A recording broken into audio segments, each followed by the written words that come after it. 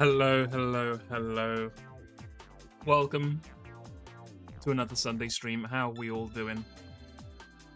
Hello, Rapute. First, as always, coffee from the floor. That's what I'm saying. That's what I'm saying. Honestly, I think the thing was right. If you haven't got a cup, that is the next logical place to get it from. Hello, Sprinter220. Hello, Jiduffle. Hello, Silver. Hello, Yuli. Hello, Farfighter. This is not Of the Peak, no. On Sundays, I try and do a different game. Just for variety. So we are doing Teenage Exocolonist. I was a Teenage Exocolonist. Hello, The Real Decoy. Hello, Walrus and fellow Cucumber Enjoyers. Hello, hello. Used or otherwise. Am I running an authoritarian colony yet? No, I am kind of being ran by it. Although, to be fair, we've just got to the point where the other colony has joined, and more people are alive now than were back then. So we're going to see how much it changes, how much the dynamics of the colony have changed this run going. Hello, Umbring. You won Peak. Congratulations. Congratulations. Huge. One day I would like to win Peak. I don't think I've ever actually fully beaten Peak. Admittedly, I've only played like 3 times, but still.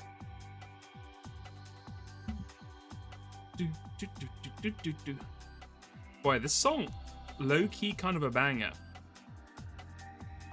Mooney from Utarino Fantavision. Anyway. Let's get into it. I thought, let's bring back a classic. Let's bring up an OG. You're trying to catch up on old VODs, meanwhile there's so much sauce. True. You know what? It's non-stop here. Apart from the one time we did 100 line for about 6 months straight, apart from that, it's non-stop bangers all the time. You know, some could say, you know, maybe you shouldn't have wasted the only time Joe would ever raid you on Saturdays on playing 100 line. But here, we don't compromise our ideals. Also, I didn't realise he was going to stop streaming on Saturday, so that obviously would have changed my mind. But anyway. Okay, Time Guesser. We haven't been here for a while. Let's get back into the thick of it. Okay, this is... Oh, God, this looks very iconic. Is this Switzerland? Is this the Alps? I mean, you can see it's obviously not a digital photo.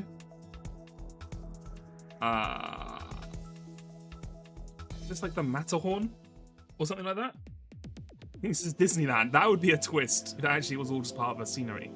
Let's see here. Oh, we got a little lad here. This is giving me... Ooh, what is this giving me? You're right, mate. You've been a rough walk, has it?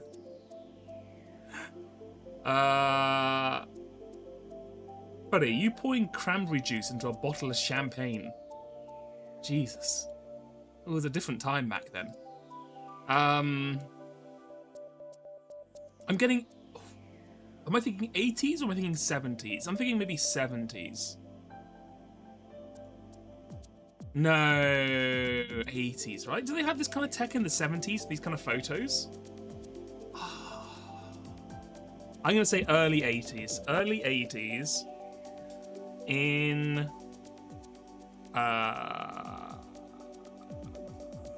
like here. Let's say 81. 83. Well, you know what? We were pretty close, though. Okay. Sorry. It wasn't Germany. It was actually in Switzerland. The fucking... This kind of... the suspenders kind of got me a little bit with the fucking... And these hiking socks, I was thinking German. But that's purely because they have the... Yeah, the Lederhausen kind of deal. Is this guy in... I just didn't even notice. This guy's in shorts. They fucking hiked up this mountain. This guy's in...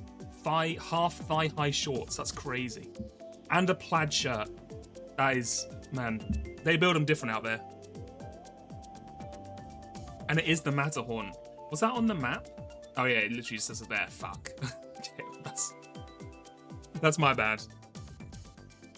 You just sent me an insane time guesser pic you got on Discord. Hold on, let's have a quick look. On the Wars Discord. Let's have a quick look. Oh my god. Look at this place. Now, don't get me wrong. I don't want to live here. But the vibes are crazy. This is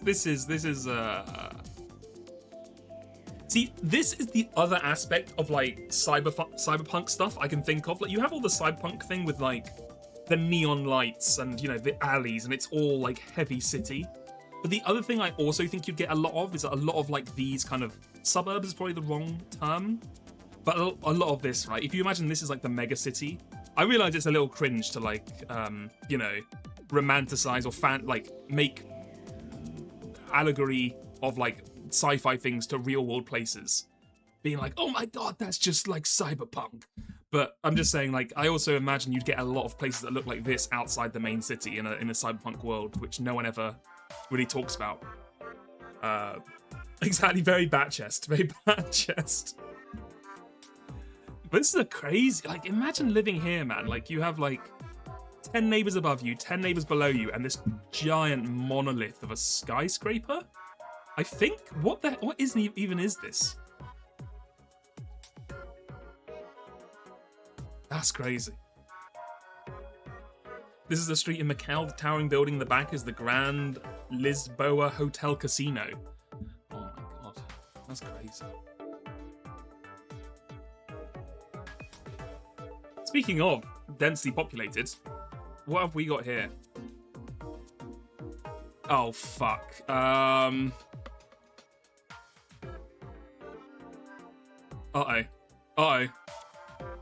My vexicology is letting me down. I don't know which flag that is. Okay, there's a McDonald's.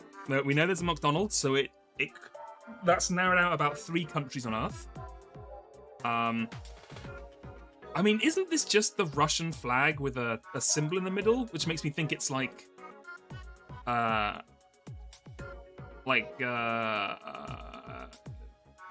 Georgia?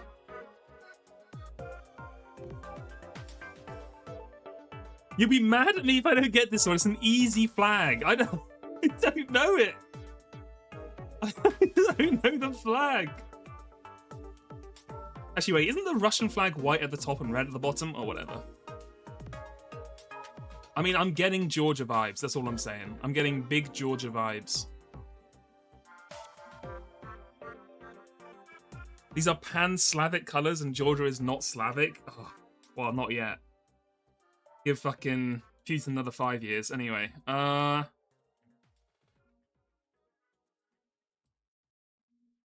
we doing here? Who is this lad?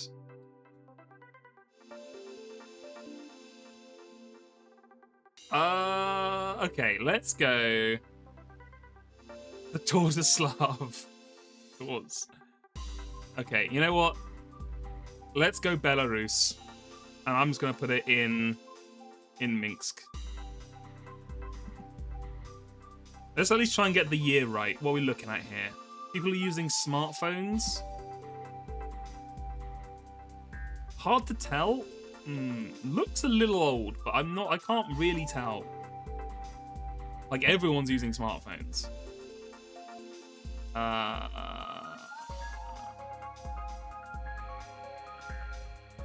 Let's say 2019, sure. Why Belarus? That is not the Belarusian flag. I don't know the flag. Look, I don't know the flag, okay? So you have to understand I don't know the flag. So being like, that's not the flag, I'm not going to know it. And it would be cheating to change it now. So I'm just making the guess. This is the flag. Here, if you want to see it again. That's the Scottish flag. Oh, of course. Yeah, sorry, my bad. My bad. Actually, wait. Hold on. Hold on. Hold on. I'm getting... I don't know why. I'm getting a bit more like a... Is Cyrillic the right term? Like a Cyrillic kind of vibe. I think it's more south. I think it's more near Greece. Something about the weird lettering on this and the key, I'm starting to think it might be not actually Greece, obviously. You know what? Fuck it. I'm doing a last minute pick. I'm switching over to Moldova. We're going Moldova and we're going right here. Okay, well. Okay. It was Serbia. It was Serbia. We got slightly closer. It was 2025, really. Crowds welcoming cyclists participating in a major rally in Belgrade. In protest, counting accountability amid concerns over President Alexander Vuvic's government conduct and recent infrastructure failures. Is that still going on? I know they were going crazy for the last 2025. Are they still rioting or protesting? I assumed it hasn't changed. All right. Well, you know what? Now I'm remembering why I don't do this, because I'm not very good at it. Oh, the Fisherman's Grotto. Aliottos. Sabella La Torre. Borussos. Pier 45? Parking. Okay, so this is not... I don't think this is in Italy. It's just in an Italian part. Are we in, New Jersey? So I don't... In Italy, they won't have parking being in English, right? This part would be in Italian. What is that? Is that the F1 flag? That says Pier 40 something, right?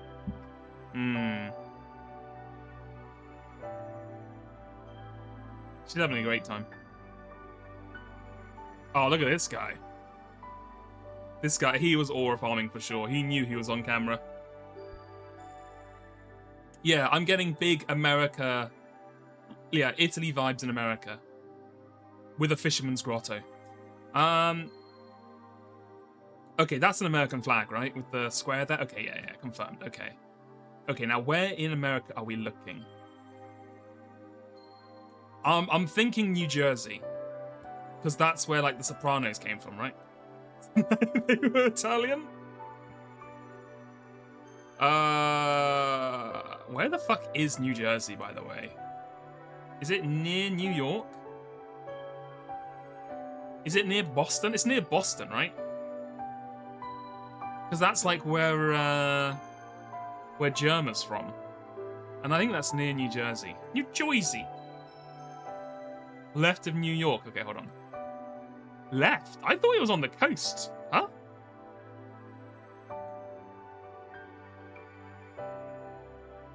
Have I gone too far if I'm in Philadelphia? It's adjacent to New York. It's literally right here or something.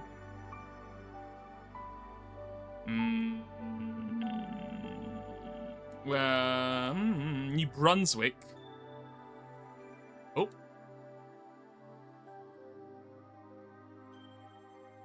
Okay, look. If New York's here, is it on this map or am I not looking? New York is... So it's here.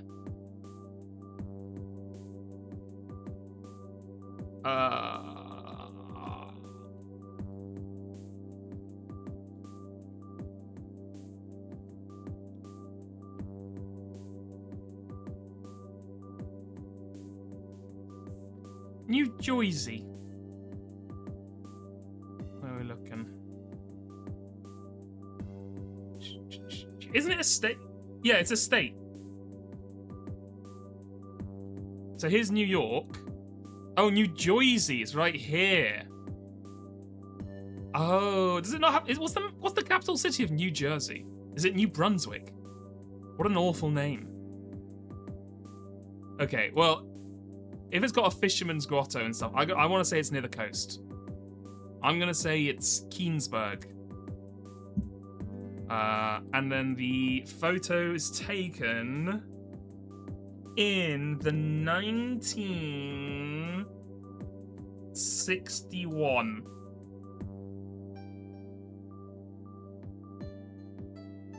I'm going here. Make the guess. Oh my god, okay. Well, okay, okay. In my defense, it was on the coast. I just guessed the wrong coast. Like, does California in the 70s, or sorry, the 70s, yeah, have a big Italian population? I assumed they would have all been East Coast. This is mainly America's fault for being too big. I think we can all agree. Alright, what we got here? Ooh, a horse-drawn carriage. And they put like a hood over the horse. That's cute. Right. Am I going to be able to work out where the hell we are? This does not look like a very... Is this meant to be like an iconic place? People meant to be able to go like, oh yeah, of course, here. Life Insurance Corporation. Oh shit, okay. Wait, hold on, can we see the... I cannot work out what the fuck that website domain is. Okay, okay, well... I think it might be in India. Okay, we've just narrowed it down to one of the largest and most populated countries in the world. Okay, perfect. A lot of banks. Is this like a bank? Why are there so many banks here? Huh?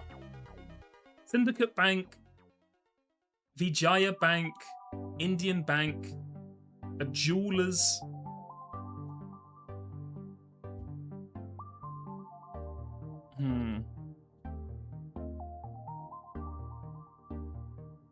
I like this drawing of a guy. Okay, now here's the question. Are there any words that are linked? We can work out if there's a city in you know, between them. These both say Jagat, but they also both have the same font, so that might just be the guy's name. Or like the name of the company. Branch, Chandi, Chowk, Delhi. Oh! Folks. I think we're in Delhi. Okay, now I'm showing my real ignorance, because obviously there's New Delhi, but there's an old Delhi as well, right? There's just a Delhi. Somewhere.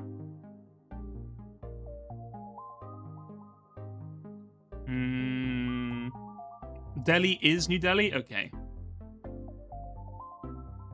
Okay, we've pulled it down to Delhi. I was hoping it was going to split up into, like, boroughs and stuff, so I could, like, try and work it out. I'm looking for, like, a Chowk? A Chanoni Chowk? Any takers? Like, looking at this... Oh, this is quite a big building, actually. I was going to say, like, it doesn't look like it's central New Delhi, because it seems a bit like not urban enough, but this is like a big old building that you would put somewhere important.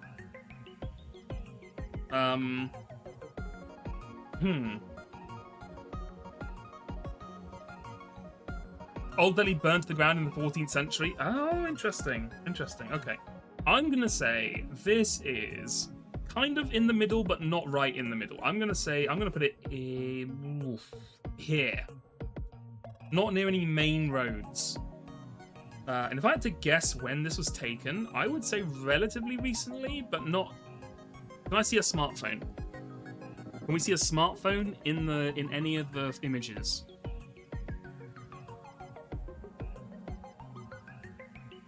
I'm not seeing one. I'm going to put this down 2012. No, 2015. Yeah, it does have a lot of banks. But then these aren't like super rich, fancy banks, because obviously they haven't, like, the maintenance on the building does not look great. You know, not casting any judgments, but if you were like a central of New Delhi super finance bank, I think you'd probably be a bit more fancy, right? I'm gonna guess here.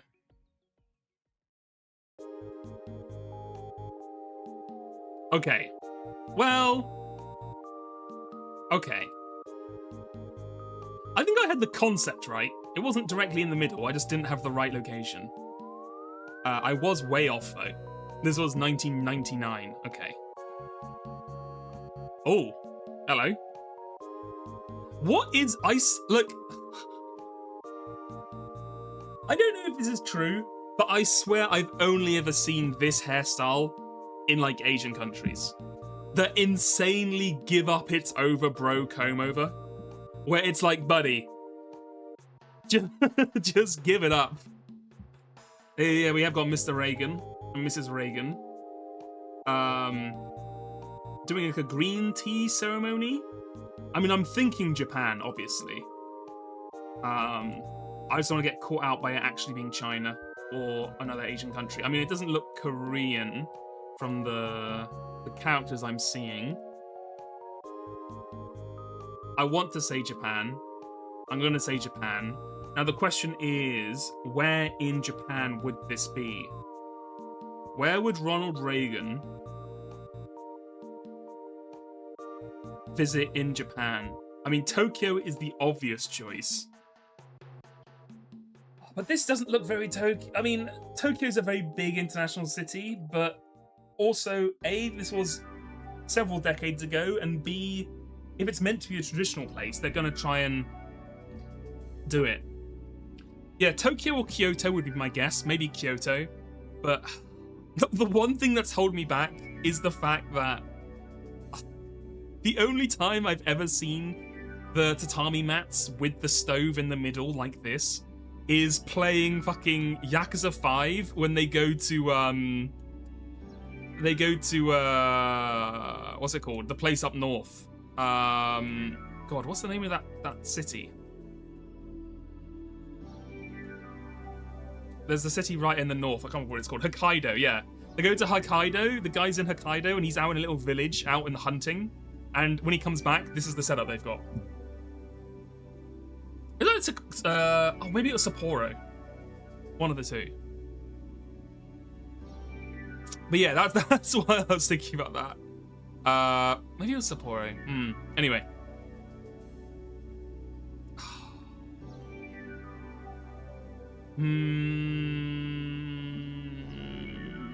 Does this flower mean anything?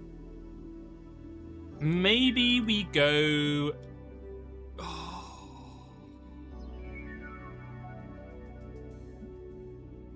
I'm gonna go Kyoto. Like, surely, if you're taking, like, a president around to, like, a traditional thing like this, you're gonna do it in Kyoto. That's, like, the place to do it, right? And let's say...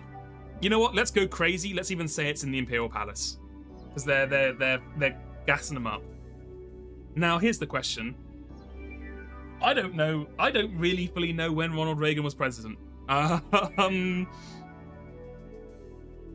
want to say it was the 60s. I'm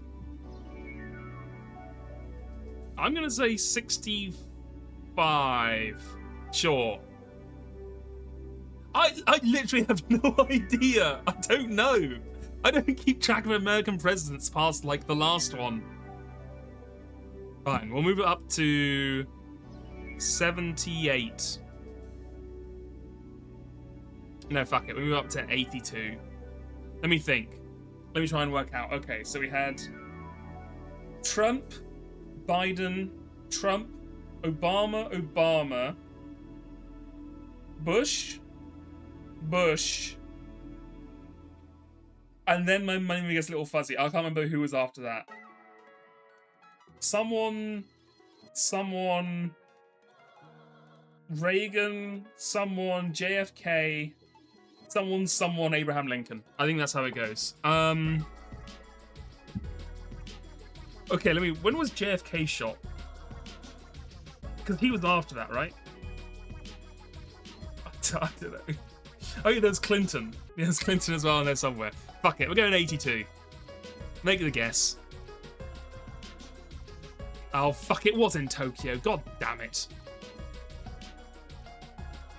Well, we were close with the year, at least. I should have gone Tokyo. Oh, stupid.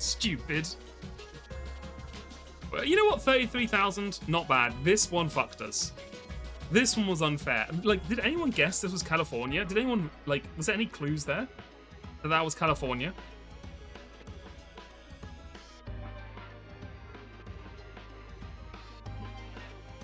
The license plates are California? Far.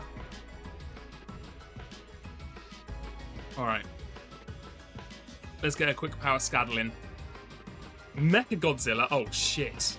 Fucking Mechagodzilla. Versus Vice Schnee.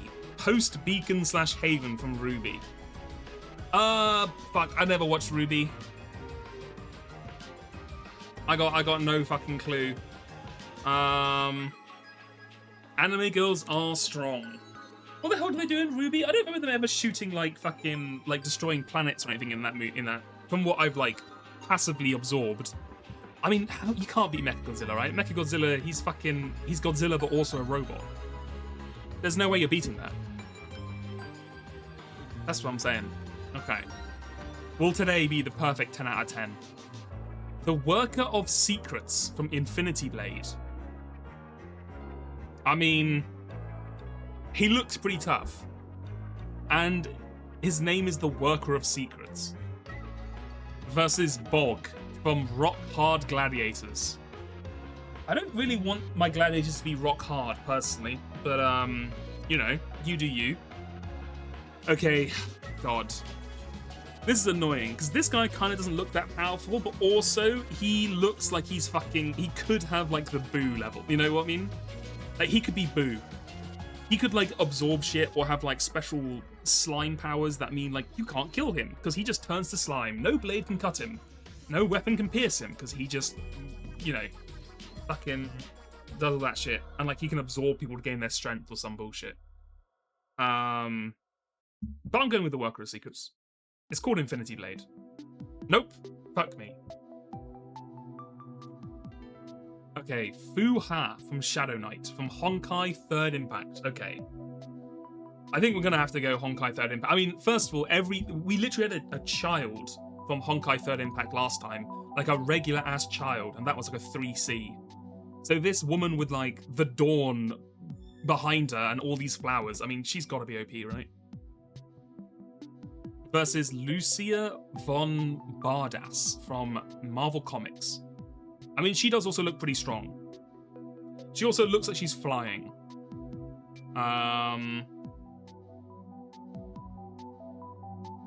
She has cybernetic stuff.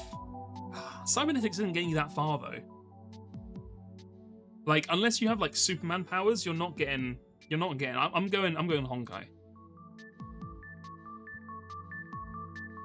Yeah, just absurdly OP for no reason. Beautiful. Jim Hansen from The Marksman versus Vinny Terrio from Littlest Pet Shop. What a fucking matchup. Is Littlest Pet Shop the fucking... Is that the one where you place monsters down and they make noises to like a song rhythm? Is that the one I'm thinking of? Is there even any combat in that? We're going Jim Hansen. What the fuck? He's 9B? Am I thinking of the right thing? He's a gecko with the talents for dancing.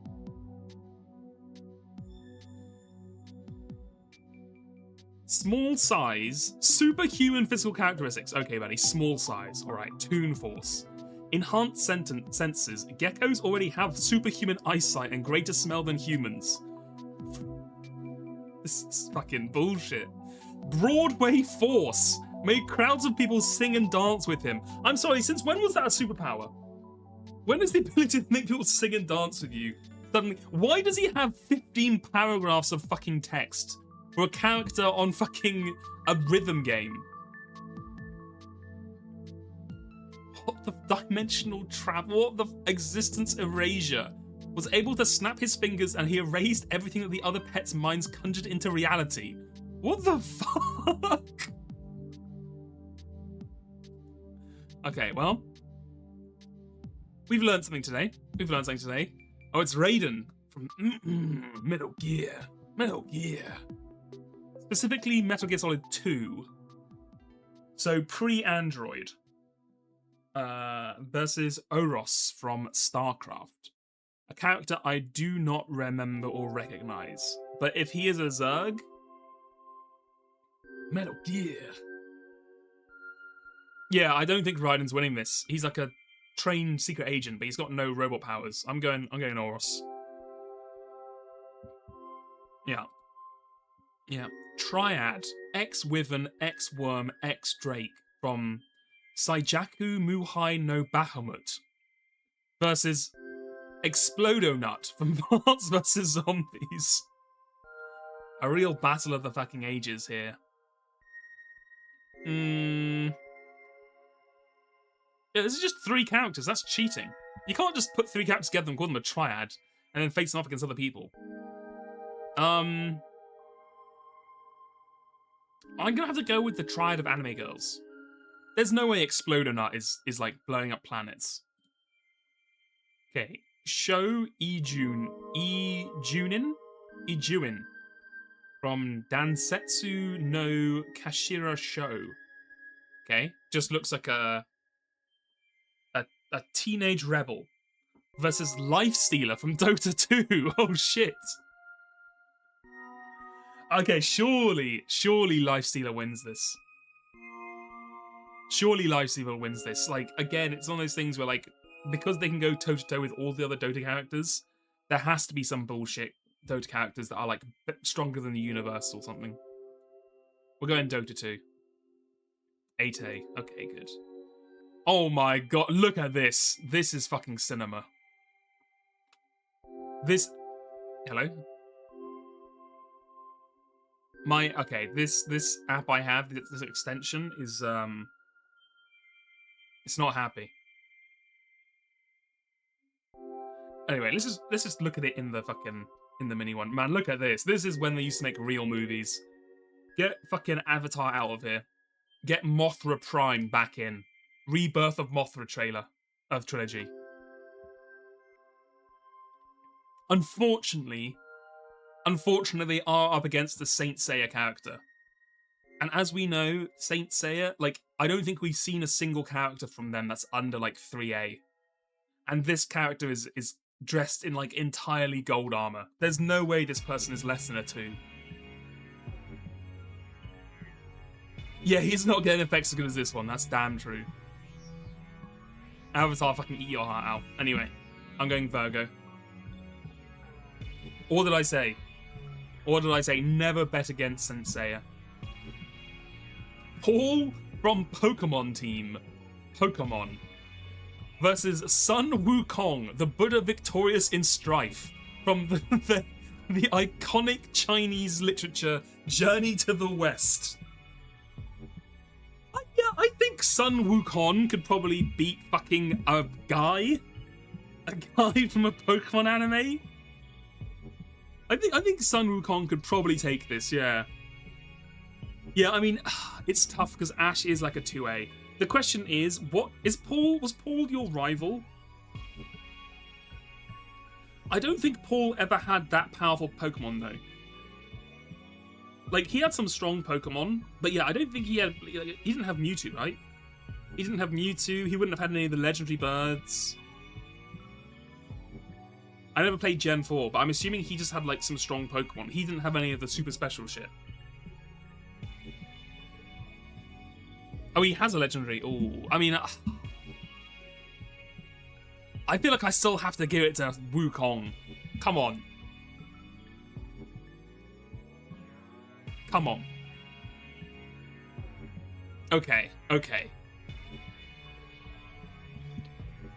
That makes sense to me. I mean, they may have done him a little dirty here, but... Sulfur from Nipponverse. What am I looking at? Is this like a creature that has its detached arms and then its spine is detached, but its spine has its own arms and wings? Okay. Versus Gerald. Good old Gerald. From Black Summoner. I mean, this guy looks... Is this the guy the Black Summoner? Because he looks like the Black Summoner. He's dressed all in black and he looks like he could summon. I mean, I gotta go for this guy. Look at this guy. There's no way this guy's not powerful. Okay, you know what? 8 out of 10. We'll take that. We'll take that. Final Fantasy summon versus Final Fantasy character. That's actually true.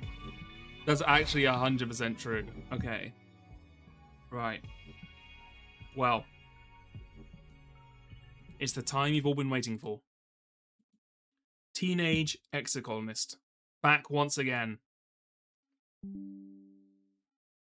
Oh my god. Ever since I had my latest Windows update, it keeps pinging me to tell me if I want to put auto HDR on. I need to work out how to turn that fucking notification off ASAP. It's pissing me off. Anyway, here we are.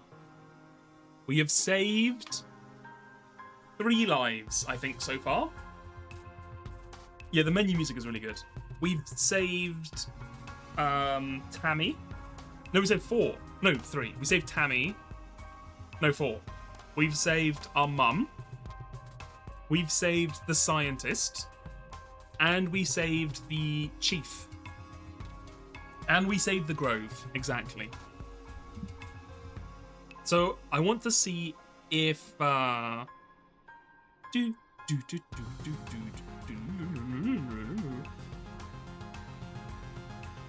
it's a great song. It's a great song. Yeah, I want to see if this makes it harder for the new group to take full control over the colony. Now that people in positions of power are still alive, and we weren't starving to death. Let's see. Oh yes, also we have to kill Cal. Because we literally saved Tammy's life, and he still thinks that he deserves to be with her. And that is his right. Because Tammy is her own person and she can choose. But we're gonna win.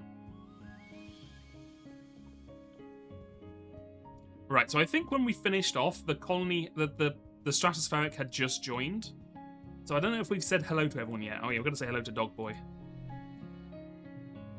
The colony is full of new people. Everywhere you look, you see a stranger. It's disorientating after growing up in a closed spaceship.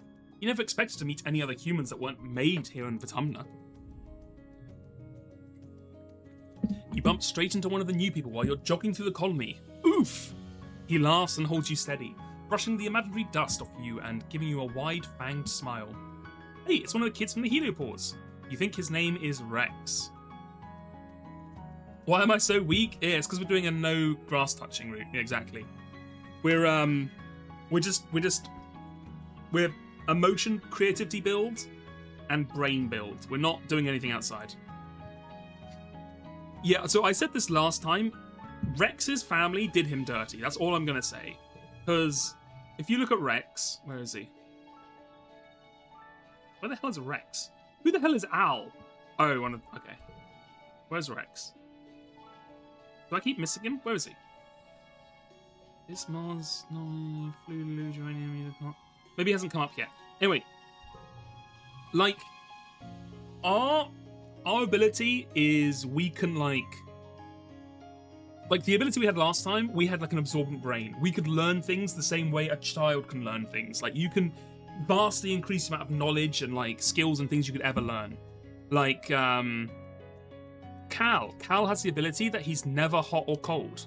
He's always the perfect temperature. Like, he's got all these things. Like, there's these incredible powers out there. Like, Tangent. Tangent has the ability, her genetic ability, that her parents gave her the ability she only needs to sleep 2 hours a night. Can you imagine how powerful that is? That you'd only ever have to sleep 2 hours a night.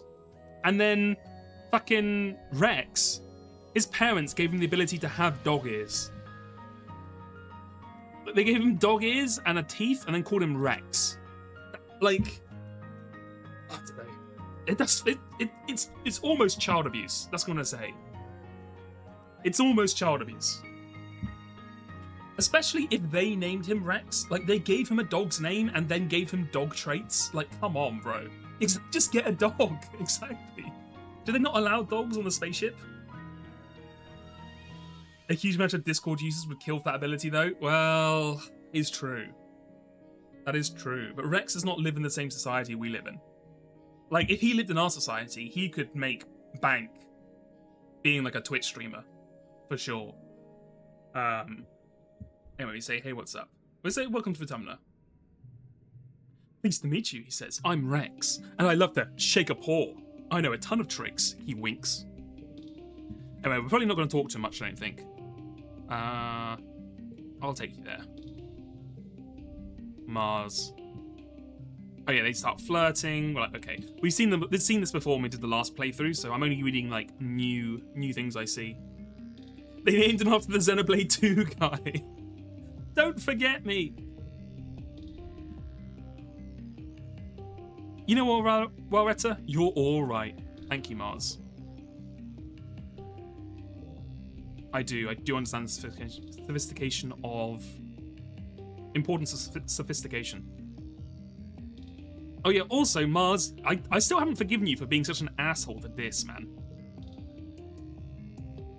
Shut up, this is cool. Mars' ambition. I'm just gonna leave her, I don't give a shit. Okay, let's talk to our papa. We cannot help you with the animals, that's fine. Is our mum anything to say now? That's council business. You're too young to understand. We'll tell her what we learned today.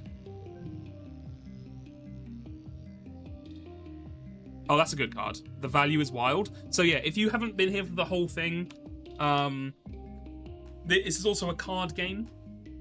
And having value is wild means that it matches, yeah, all pairs or straights, as well as being 3 points. So that's pretty good.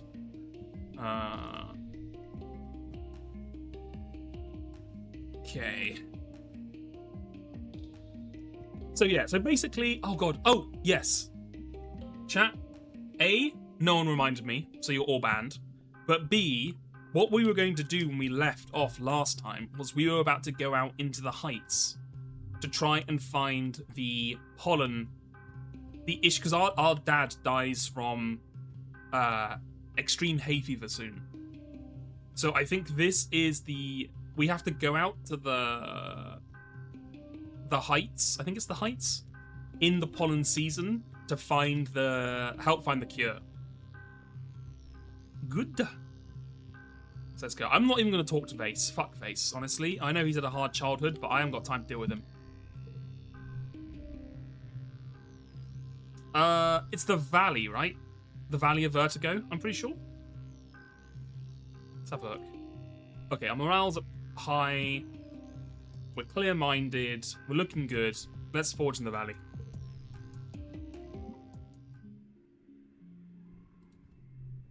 What's up? Chief Surveyor Utopia stops you and Dis near the depot. Feel that? She asks. You can feel a kind of ominous, distant thumping, pulsing regularly through the ground. If you stand still, you feel it vibrate up your own body too, like a massive global pulse. Utopia says, checking a readout on a holopalm. I reckon it's naturally occurring, she concludes, but it's giving me the willies all the same. You two better check it out. Mind you stick together and take readings on the way, in case it's dangerous. You and Dis look at each other excited. You follow the thumping, now an audible noise growing louder west until you've roughly triangulated its location. You know you're getting close, but it sounds like it's coming from all around you, and your instruments aren't precise enough to help. Our perception is so garbage. What do you think it is? Aliens. Well, we give up. Fuck, I just had to tank 10 stress for nothing. I don't give a shit about aliens this run.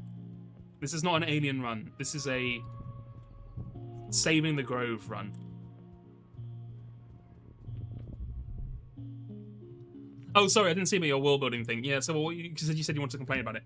I hate that we children from Hippie Cult have weird names and the children from the normal army ship also have them. They should have standard names.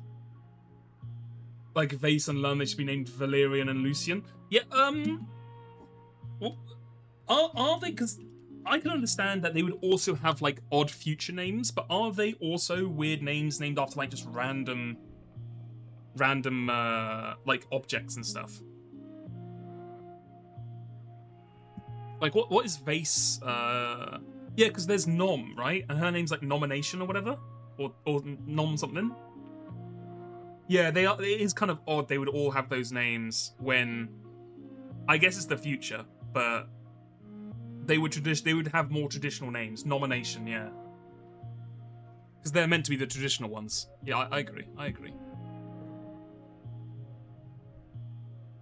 Oh yeah, okay. So this is one we've done before. If we get this, we get some more food for the colony, and also you get a huge, like a really powerful card, I think.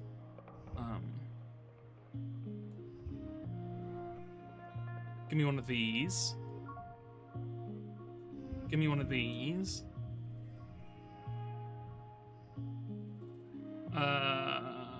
Give me one of these. Get a 4, 5, 6 going. Ooh. What about a 4, 5, 6?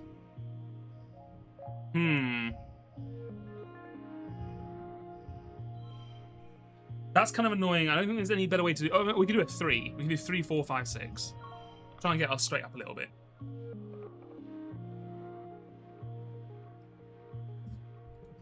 Pull it.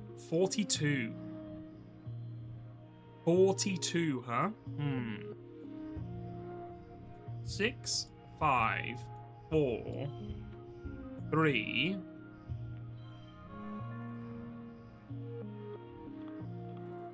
Change of blue to... How many do we have? We have 5. Okay, how about we do a...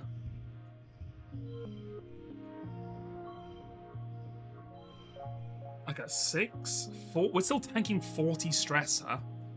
Man, these challenges are fucking tough, huh? On hard mode? We'll tank it, I guess. Fuck it. I think you get a really good card with this, yeah? Yeah, red 6, that's pretty powerful. And we get some extra strength and some other stuff, so sure.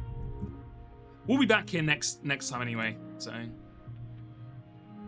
The combat challenge is normal difficulty? Sure. Sure. Card gets +2. I mean, that's pretty good.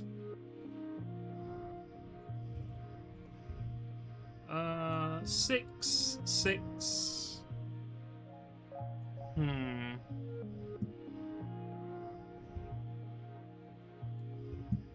These I have 3, 1.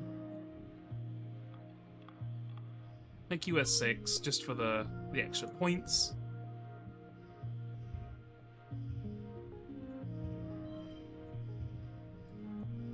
Gets a 5.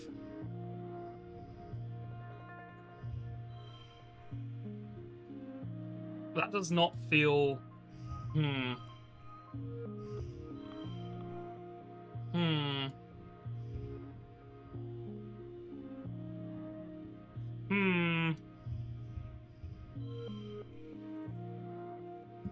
Hold on, let's hold all these cards. Let's hold these ones for when, or like these ones for a big end turn, and let's just gain some points and use up some bad cards for this one. Okay, we need to get a 37. Okay, 5, 6, 7.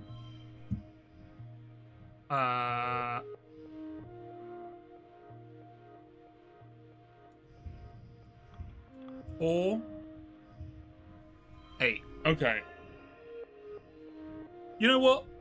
Oh, that's good enough for me. I don't think we're doing much better. We'll take that. But they were not kidding. The hard mode is hard. They were not lying.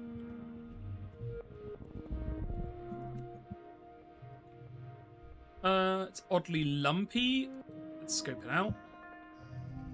So yeah, how's everyone's Sunday doing? Everyone doing good?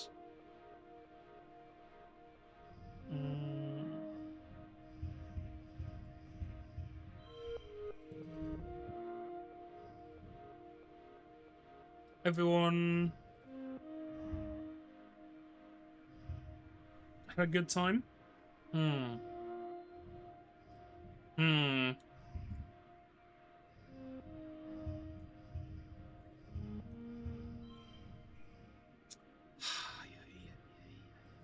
to do here? Well, like a 6, a 5. What about like that? 28? Sure. You just think you were ill, you were tired yesterday, and you woke up just as tired? That's rough. That's rough. I was completely thrown off. I had to get up early yesterday, and then today, because I was streaming until like 3:30 in the morning, and then I didn't get to bed until like 4:30. I woke up today at like almost 12 o'clock. So, it's kind of been all over the place for me. You feel so lazy? I think that's fair. I think feeling lazy in January is understandable. I think that's how it always is.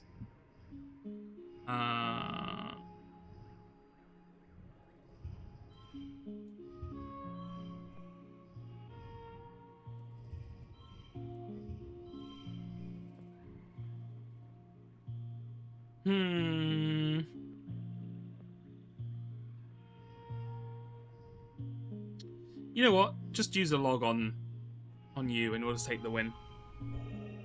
The cold weather is destroying your morale, otherwise you're good.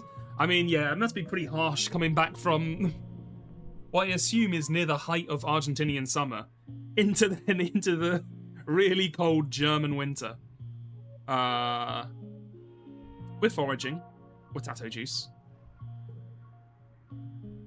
Okay, we did basically jack shit that one. That was a really bad run for us, but it's fine. We had to tank like an insanely huge stress penalty that one time. Let's hope that doesn't happen again. How are you doing, buddy?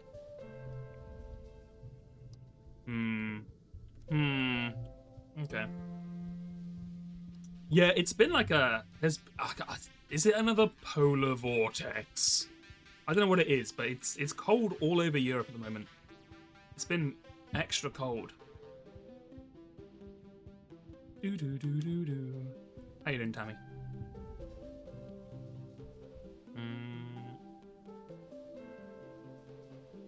She sits on the couch in the lounge, reading a small book. Reading a book to a small group of older children. They squall and fidget as she finishes the book, then disperse like puffballs into the wind. Tammy sighs and closes the book, looking up at you with a gentle smile. I'm trying, but ever since the creche was destroyed, there's really no keeping this group together. I suppose they were getting too old for the creche. A smile goes a little sad at the edges. Oh, but isn't it nice to imagine everything is still how it was before? I haven't seen a real baby in years. Do I know your birthday yet? No. Here, I got your present. It's a cake. But one day we're going to work out when her birthday is, I swear. We relax in the lounge. We chill. Don't want to get rid of any of these. A 3-cost blue.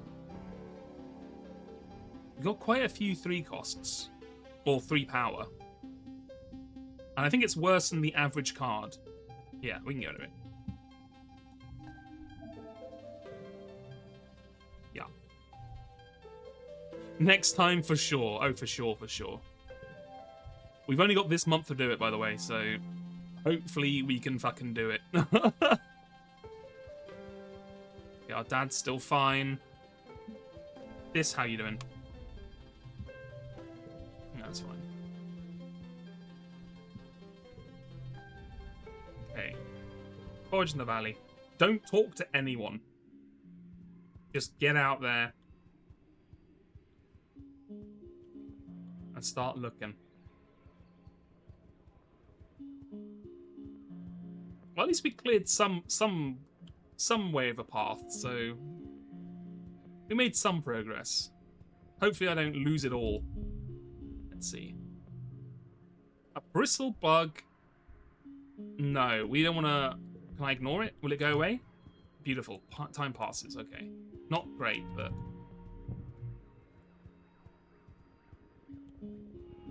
I really don't have time for fucking anything that isn't the actual objective. Bravery challenge? We can do a bravery challenge. We're good on yellow for sure.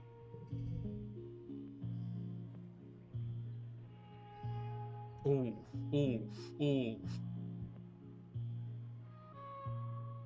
Pretty big hand here. Let's try just bumping up all the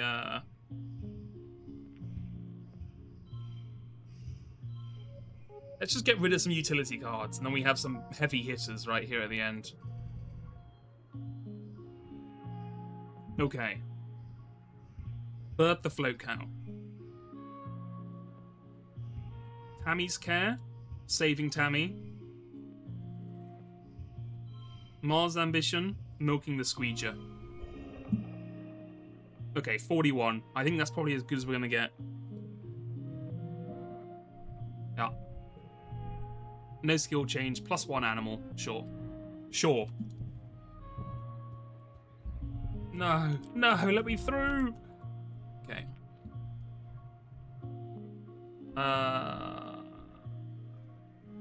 Do we want another... No, we watch quietly. I can't tank another fucking 40 stress trying to beat the challenge. Leave it alone. I have to... Oh, fuck, I have to do it? Oh, my God, okay. Okay, well...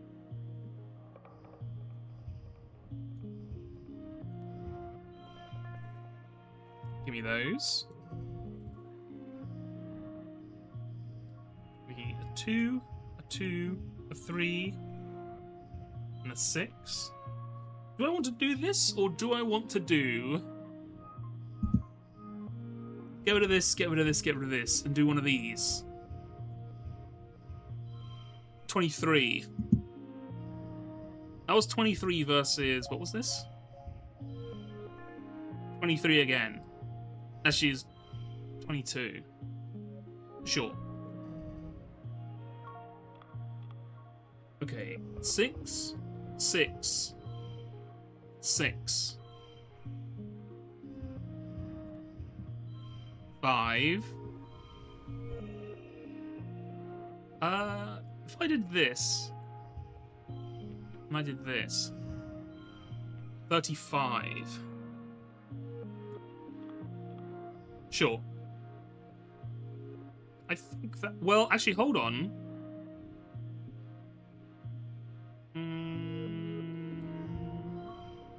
Only gives 1. Okay, never mind.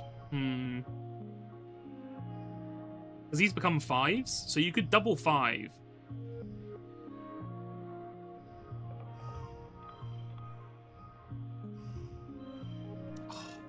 There's got to be a way to do this. Hold on. So the moment we have like 30 something. What if I do this? 37. Okay, I think 37 is better. I don't think we're getting any better though. We'll just take that. No skill change, unfortunately.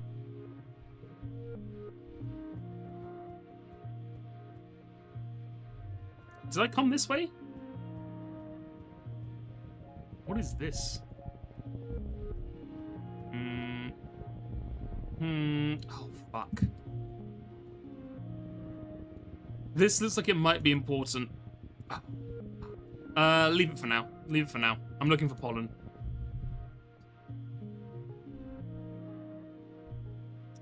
Let's climb up. Climb up the big tree.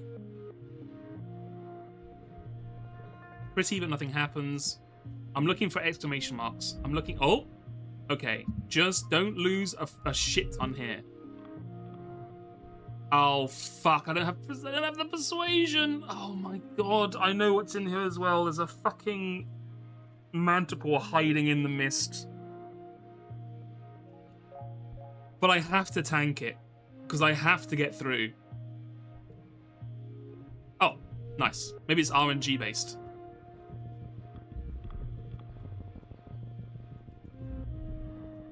Okay, here we go.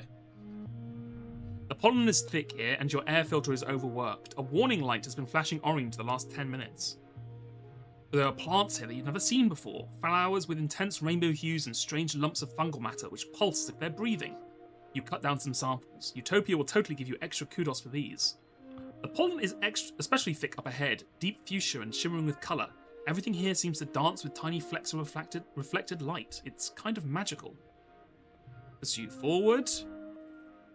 Okay, so we did this last time. I think last time we kind of passed out and died. Let's check. I don't even... Let me take a sample of the fungus. You realize the dense, shining haze is coming from the topiaries. The fog is seeping out of the holes at each end of the fungal growth. You break off a few of the growths into a collection vial. You remember helping Tang for extra credit in biology class. She said the shimmer, the seasonal illness that affects your dad and pollen, is some kind of colonizing fungal growth. Could this be related? Your enviro suit beeps a warning. Check for danger. You have a sudden premonition from a past life. You're watching the edge of the glaive. They're still completely still, not breathing. You have a strong sense of remembering. This is a bad place. A terrible illness lurks in this part of the valley, and it will pounce on you if you stay a moment longer. You have to get out of here immediately. The warning light in your mask begins to flash red in agreement. We leave. As you exit the thick pollen and are able to see again, your mask warning lights start flashing red. The filter is finally clogged. You got out of there not a moment too soon. You lurch back to the checkpoint, where the other foragers quickly replace your filter. Utopia chides you for not paying attention. Okay, so we have the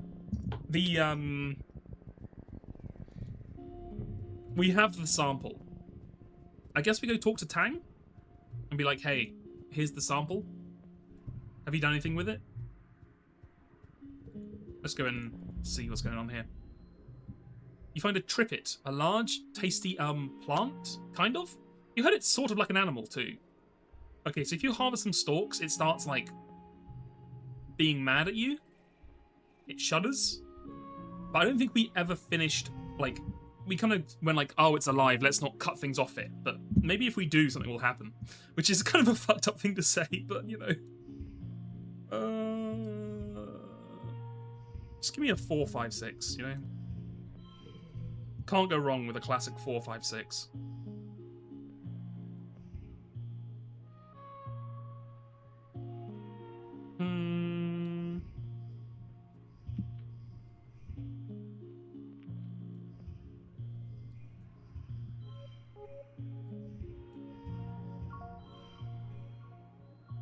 This is just kind of like a hodgepodge collection of random shit. Maybe, can we do better than this?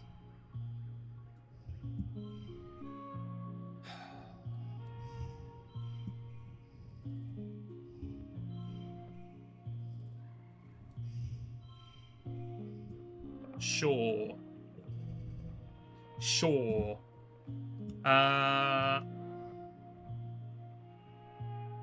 Give me a 4? 4.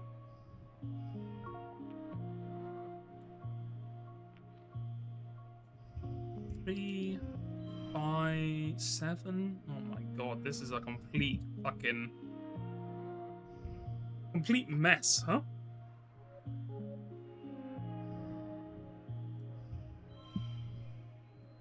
First collectible use is free. Let me do that.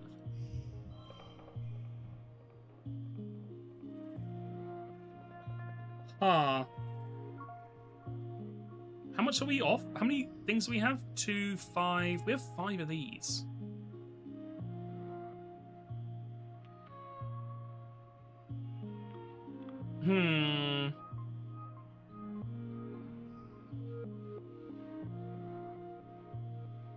Wait, we could do this. I guess it's the 32. And if we do one of these, I guess it's the 37. Okay. You know what? It took a bit of collectibles, but we got there. We got there and we got +1 animals. This plant is alive and sentient. It's hard to tell if it's in pain, but you'd say discomfort at least. Last time we stopped, let's keep harvesting it and see what happens this time, because we are a monster. It keeps shuddering. You hear a long whistle and realize it's coming out of the trippet's holes. Very quiet bagpipe, very quiet bagpipe, slowly contracting. Okay, we'll stop there. I'm, you know, I'm not that much of a monster. I'm sorry, I can't do it.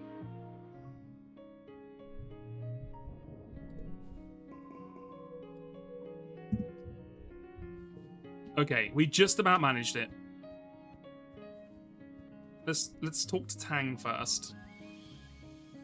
Actually, let's talk to our dad. I saw there's a speech bubble there.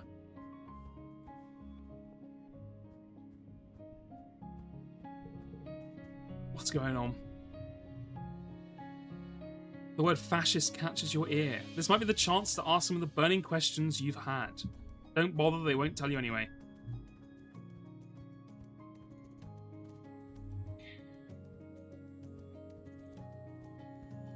So yeah, I've had a pretty uneventful weekend. Nothing too exciting, just a couple of things going on. Entire ship of thick-skulled, war-mongering idiots, she sneers. Uh-oh, I'm slightly concerned that, it hasn't seemed to have changed anything. That I got that sample. Whatever, we'll find out. Okay, so now here's the question. Oh, yeah, absolutely get rid of sharing is caring. Just not worth it. Yeah, go to that ship. Okay, yeah, so this is the first one where Lum, he greets the people, blah, blah, blah. The old council made a lot of bad choices, like illegally leaving Earth, but I believe in second chances, so I've appointed the original department heads to my own council, Lum's Council 2.0. No more of that communist shit, exactly, no sharing. Safe for humans, we've already got defenses, okay. That all seems fine. Sure. You know what? Who those Helios jerks think they are? Fuck them all. This arrives. Yeah. Do I want another talent show? I think I want a bake-off. I think I remember the bake-off card being pretty good. And I don't think we have a bake-off card, right? We just have, We have 4 separate talent show competitions. Do we want to just keep doing the talent show just to finish the talent show arc?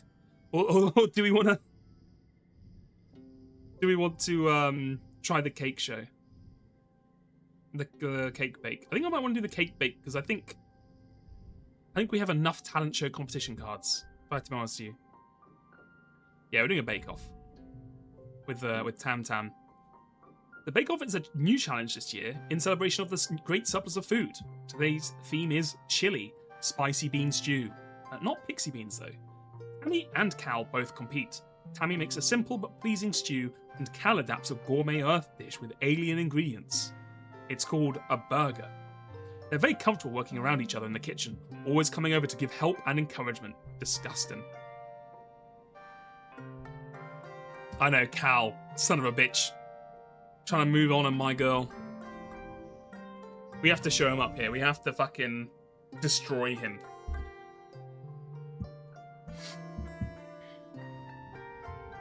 Eight is a good start. You know what? Keep it for now. We'll deal with it in a minute.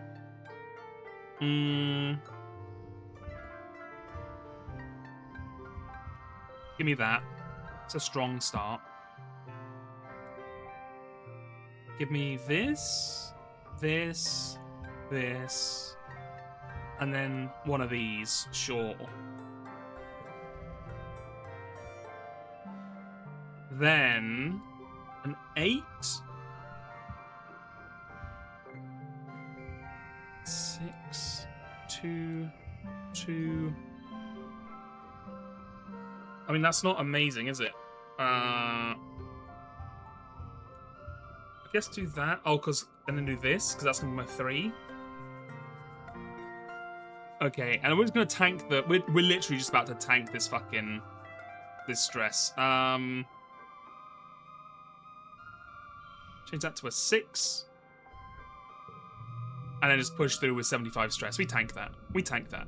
We're going to lose 50 stress anyway for eating the celebration.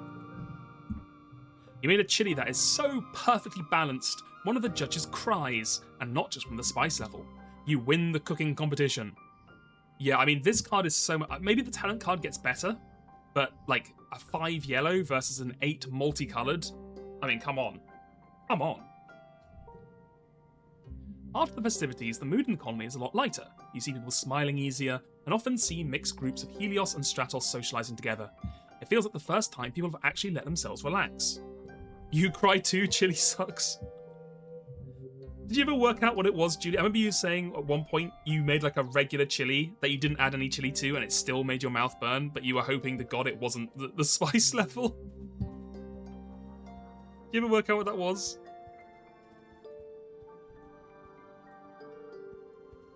I love a good chili. Chili is one of my classic meals to make. Get your mince, get some bacon in there, get your kidney beans, tomato, you know, all the classics. It was the spicy ketchup they put on the fries in the kebab place. Right. Got you. Tammy, what's going on? Hello, so, Tammy stammers to you as you greet her.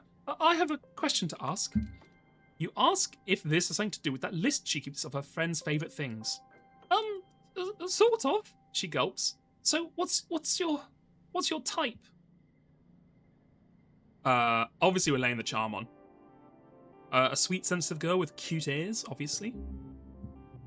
Oh, that sounds nice, Tammy says, then startles. Her hands fly to her face, which goes completely red, even to the tippy tips of her ears. Oh, you mean... She gasps and turns away. Well, Retta, oh! What's our friendship level at? 7 out of 10. We're getting there. Okay. I've been thinking, she says, that my type is someone strong, but also sensitive, okay, and kind, borderline, and thoughtful, kind of. She hesitates, then just smiles and shakes her head. You wonder if she's thinking of Cal, because the two of them seem destined to be together since they were kids.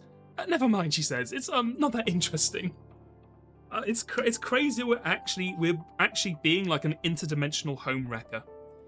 You know what I mean? Like, we came back from the past to save this girl's life, and then break up the predestined romance between her and Cal.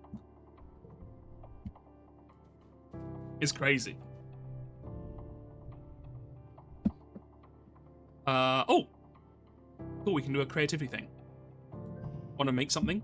Nomi flaps their hands in front of their face. I do, but it's so hot on this planet, don't you think? You shrug. Sure, it's different than living on a climate-controlled spaceship, but you're kind of used to it by now. Nomi snaps their fingers. Wait, we should make something to stay cool.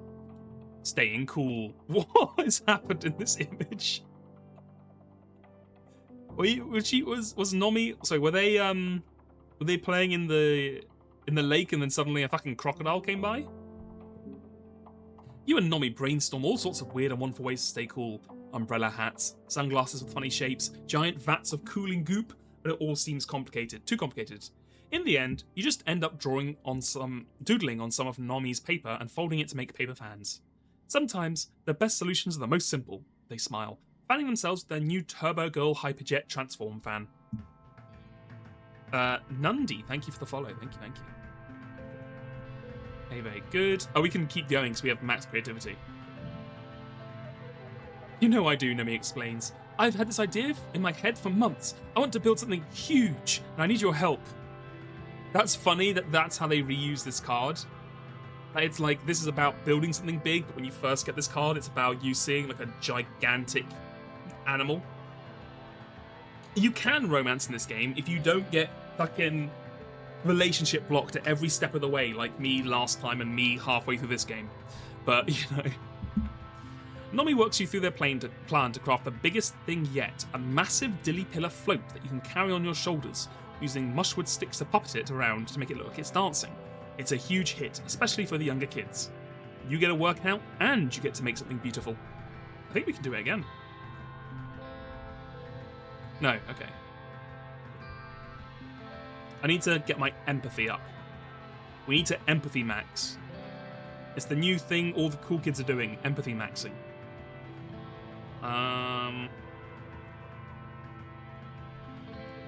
Through here. Is it feeding? Helping the kitchens? 2 creativity, 2 empathy. I really need something which isn't creativity, because they do so much creativity stuff. Let's help in the kitchens a bit more. You and Tammy often work together in the kitchen. She splits her time between helping Aunt Anne with the children and helping her in the kitchens. Tammy's a diligent worker, though she sometimes gets a little lost because she wants everything to be nice and perfect when you're trying to get 100 meals out the door. She always does what she's told with a smile. Anne has been patient as you learned your way around the kitchen and you're starting to really get a feel for cooking. Last time we tried to go for an enemy, but you're kind of hard locked out of ever getting with an enemy, basically. Unless, I guess, if you have full relationship points beforehand, maybe? On the menu today is something Aunt Anne and congruents call a white sauce. A creamy, pale sauce, usually made with flour, milk, and butter. She wants a big vat of it to be served with dinner today, and she's charged you with figuring out how to replicate it. Wheat flour is in short supply here on Vitumna, but you have a lot of taro flour. The real problem will be adjusting the recipe to use plant-based milks and oils instead of dairy. There wasn't enough room on the stratospheric to bring livestock. Just be careful you don't burn it, Aunt Anne cautions you before she leaves. It's very sensitive to burning. Look over at Tammy. Well, she stammers, tapping her finger against her chin. We can use soy milk from the food dispenser and cooking oil, but I'm worried I'm going to burn it. I always mess things up. When Tammy improvises in the kitchens, things usually go wrong. You have no reason to think this time will be any different. How about I give you a little hand? I think that's the best way, because if we just do it ourselves, she won't get any confidence, and Tammy has a secret confidence counter. So I think we want to keep that going. Tammy smiles and blushes. Oh, okay, Raretta. There we go, boom, look at that. +1 Tammy confidence, baby. She bustles off to get the ingredients. You both consult congruence on the original Earth recipe, but after a while, it's clear Tammy is cooking absolute circles around you. You are wary about substituting so many ingredients, but one of Tammy's strengths is she's totally fearless in the kitchen. She'll try anything twice. She hums and sways from foot to foot as she stirs the sauce, completely at ease. You made a bechamel the other day, but you didn't have butter, and you replaced it with olive oil, and that tasted fucking vile? Yeah, you know what? I can believe that. You know what? Olive oil, yeah. It's got a distinctive taste. Like, I remember back in the day, you'd think like, oh, oil, you know, any oil is like any other oil. Olive oil, sunflower oil, they're all kind of just oil. But no, olive oil has a very, very distinctive taste that it does. If you're putting it in something, you're not gonna forget. You were desperate, at least you know now. Exactly, it's a learning process. An hour later, Tammy has a small portion of prototype sauce to taste. Because of the taro flour, the white sauce is actually more of a faint purple. It's a pretty colour, especially on Tammy, who has it flecked across her apron and up onto her tied back hair.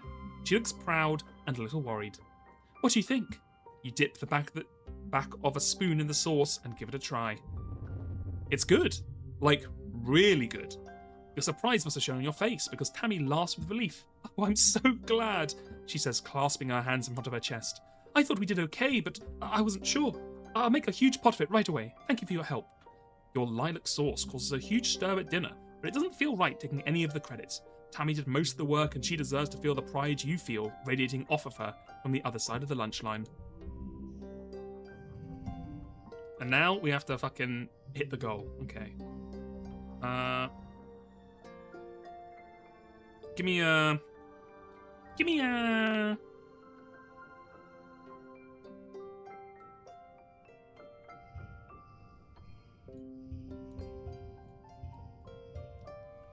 one of those. Yeah. Sure.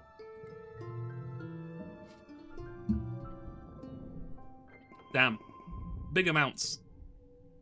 Can I learn something? Oh, God. There must be another... Like, normally when you do these, you get to learn another job while you keep going. There must be another one, but I can't keep wasting points in creativity. First of all, let me visit the spa. What do we want to get rid of? What do we have that's absolute garbage? What's the worst card we have? I think the worst card we have is probably this, negotiating. Get rid of it. Yeah. Let me go... I might go back to the gardens, or the geoponics. To be a tutor, I need more reasoning. This gives me more creativity. I don't need more creativity.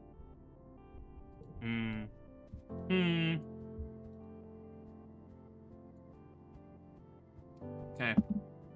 What about up here? We haven't been up here for a while. We could apply to deliver supplies. That was so long ago. Organizing and persuasion. That's pretty good. You know what? Fucking apply to deliver supplies just so we get it. I am organized. Okay. Cool. We're never going to do it, but I just want to unlock it. Organizing and perception. Okay, let's just work in the depot. It gives us organizing and persuasion, which are both good traits to have. Oh yes, the Secret Fun Times Club. Oh yeah, and an enemy's not going to join us today because she's becoming a neo-Nazi. Okay, that's fine. It's just the SFC now. The Secret Fun Times Club was okay when we were little, but we're practically adults now. What about the new Governor Lum? Tang asks. I know he's technically an adult, but he's fairly young. It'd be beneficial to have someone with actual clout on our side. Tang, are you insane?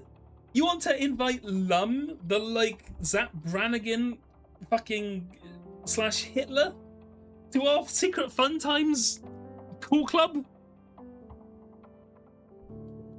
Yeah. I mean, Lum's alright. Kind of dumb, but like, you don't have to be smart to be hot, you know? I can't believe Udicott just let him be in charge. I've listened in on some of the council meetings, they're total chaos. It's like he has no idea what he's doing. That's kind of mean, Mars, Tammy says. I'm sure he's trying his best. We should invite him over for snacks and tea and see if he needs help learning how to fit in. And, shouldn't we be trying to have fun, not getting involved in politics? I don't want any of these fuckers. Well, you know what? I would want Nomi to join the club, but we do not have friendship greater than 10, so... That's a nobody to me. Can you actually get fucking... actually get... What's his face to join... Lum to actually join the team? Because that would be really funny.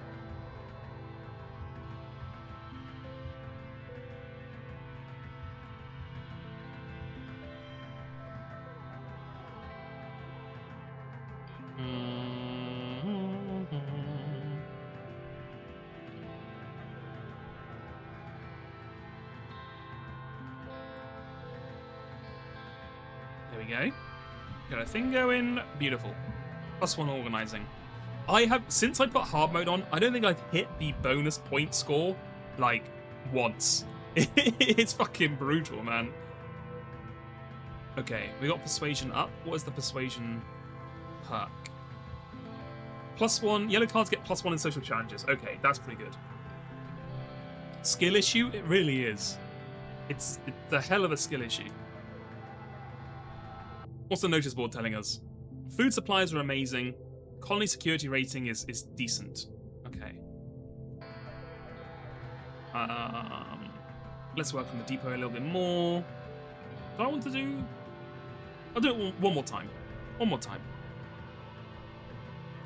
Shrines. Oh yeah, this is where they do the thing. Yeah, she has like diarrhea. We don't say a word. Give her the pills. We get to work. Okay, beautiful, beautiful. Okay, so what's the next big plan? I guess is the question. Like, where do we want to go next? Oh, that doesn't change. Fuck, that's how that works.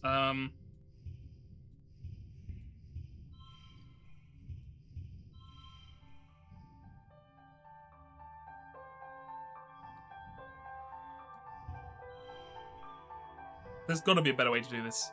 There has to be a better way to do this.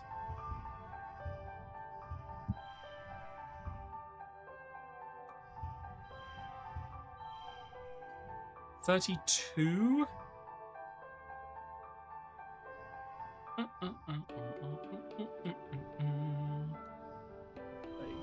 You had to get breakfast. Anything exciting? Nothing too exciting. We've just kind of been like skills maxing. We managed to get the pollen supply for Tang, so we're kind of just wandering around waiting for the next thing to happen. I'm trying to increase my stats, but this year has been kind of a slow one. I'm not sure how much things are going to change now that more people are alive. What's the thing you do? You're engineering. Okay.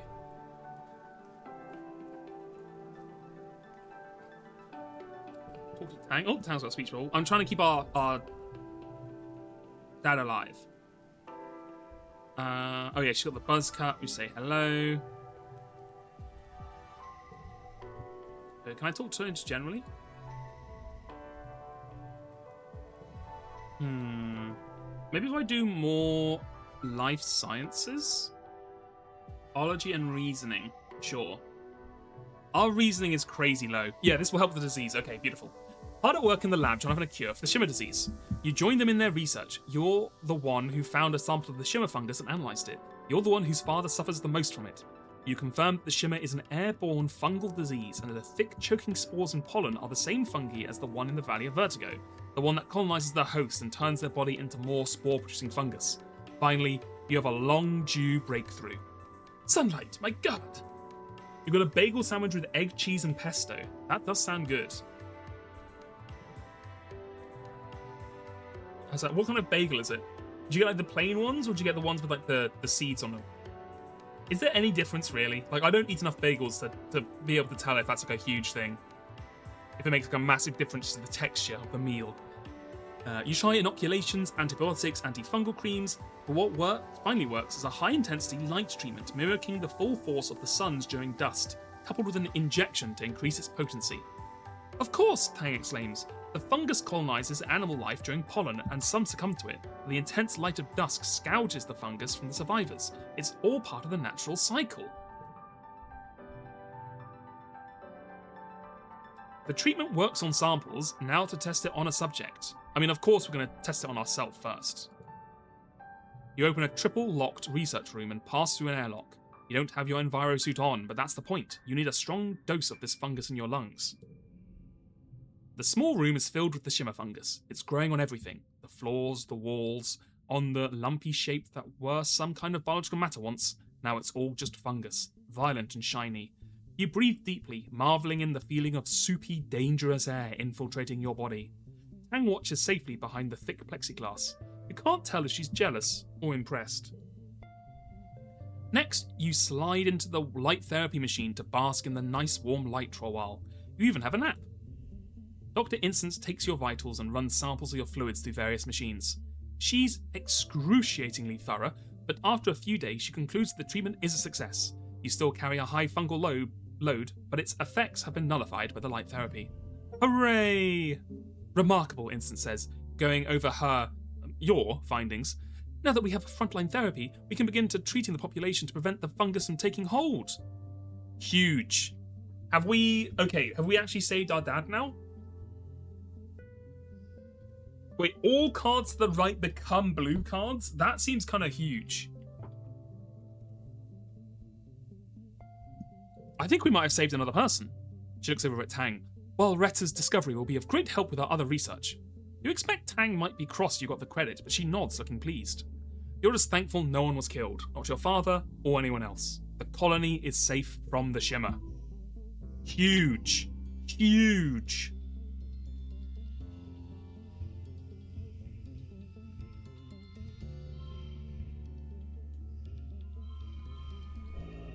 Damn, I was really hoping we get the fucking bonus thing. Yeah,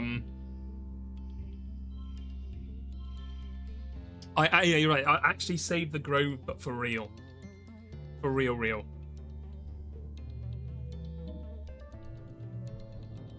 And we got huge biology and reasoning points. Let's fucking go. Okay, so we've saved our dad. We've saved our mum. We've saved basically everyone apart from the uncle who died early on. Let's go and tell him, hey, we just saved your life, buddy. How do you feel? He doesn't even care. He doesn't give a shit. He was always an anti-vaxxer, so, you know, an anti-masker at least. Alright. Tammy, is today your birthday? Actually, let's give her a bubba fruit real quick. No. Fuck. Oh, yeah. 7.5? Okay. One day we're going to find out when her birthday is, I swear. I swear it.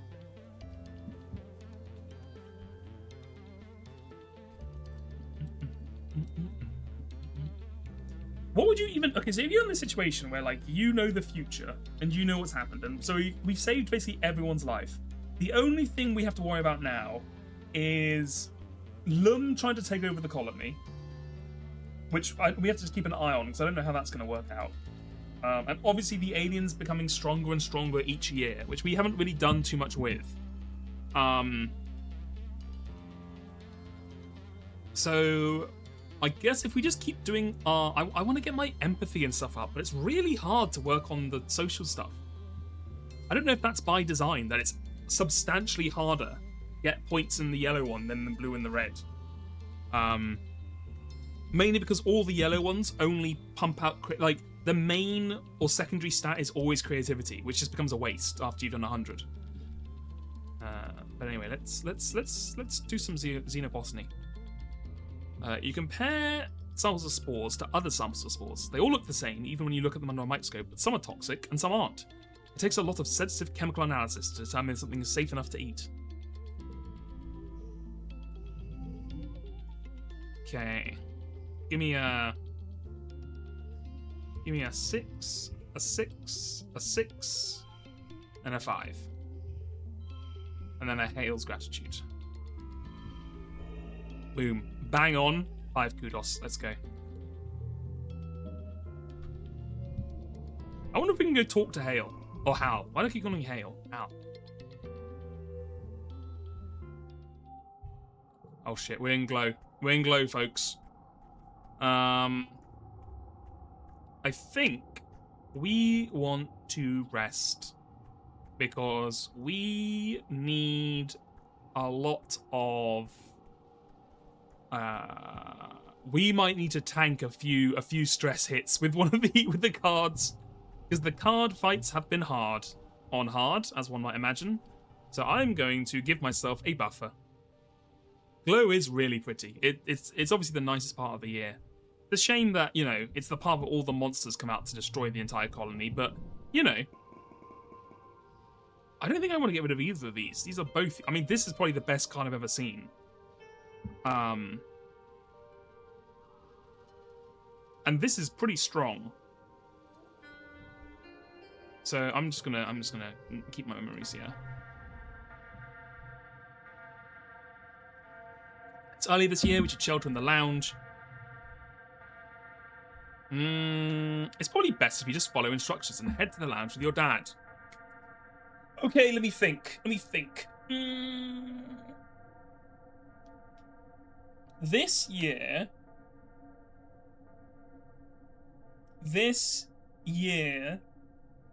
I don't think anyone dies. I can't remember anyone dying.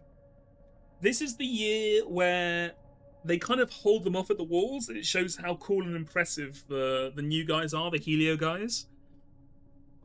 And we don't need the bravery proc because we're not going to go outside. So you know what? I'm just going to go to the lounge with my dad. We're going to chill. The mood in the lounge is anxious, even though the colony's defenses are much better this year. Over hushed conversations, you hear younger children crying inconsolably. Mars and Tangent are here, quietly reading something on Tang's holopalm. Some of the civilian kids from the Heliopause are here too, including Rex and Nomi. Base and Anemone are absent, probably serving guard duty. The only two that are missing are Cal and Tammy. Your dad runs a query through congruence to find them. After a few seconds, he smiles and quickly closes the window. Don't worry, kiddo, he says. They're okay. You settle in, pass the time. Someone brings word that it's not a faceless out there, at least. You hear a few booms from outside, so strong you can feel the shockwaves in the floor. People gasp and cover their heads, but nothing else happens. After the attack, Lum gathers everyone into the lounge and holds a big celebration for the soldiers. There's feasting and drinking and songs of valor, and as the party goes on long into the night, some drift away in pairs or more. Mars and Rex keep the dancing going. Even an enemy seems to relax, especially when the other cadets invite her to drink with them. Cal and Tammy sit together and talk all night, giggling about something and going quiet whenever anyone comes near. Fuck. I can never be free. I swear to God, is this game just a romance baiting simulator? If you try and romance anyone, does it just always fail? +1 colony defense. Tonight, everyone seemed convinced this victory means the colony will be safe forever. Maybe it will be. You sure want to believe it too. I can't believe every time I've tried to romance someone, they've always been like, nah. We have to kill Cal. It's the only thing we can do. Tammy, how you doing? I got you a present. Enjoy a boba fruit. Back.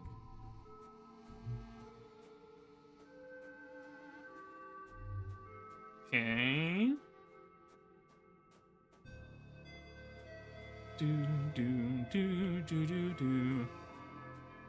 Okay, we can use our money to buy... Go to the spa again, remove another card.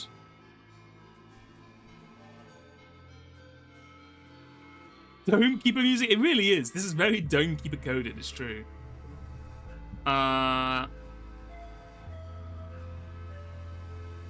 What is the worst card we have? I want to say... Maybe this one? Because we really don't usually have many unplayed cards. And to start at 1, it's very weak. Otherwise, it's this one, which has just never worked out. I've never got a good sequence with this giving you the first card -1 and the last card +1. You know what? Fuck it. I'm getting rid of this one. It annoys me more than it helps. I'm getting rid of it. We are no longer fascinated with idealism. Idealism is dead. It's now cold, hard practicality. What's that empathy at? 44. Oh, we can probably do the next thing with her, right? The random acts of kindness. Oh, we need 80. Oh my god, okay.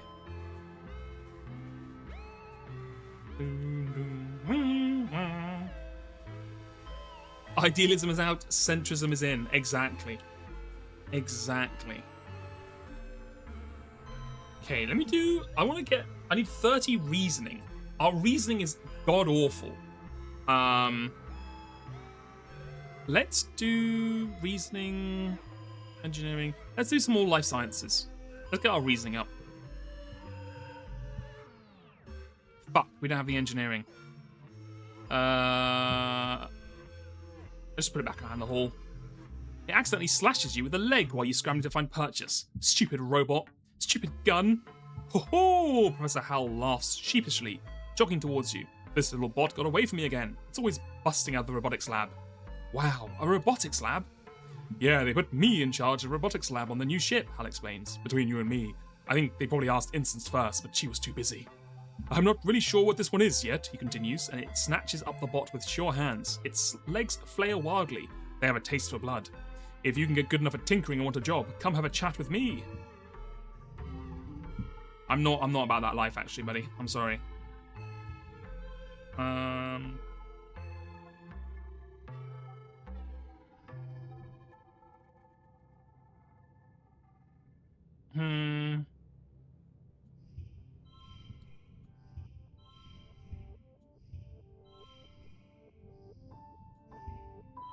What about this?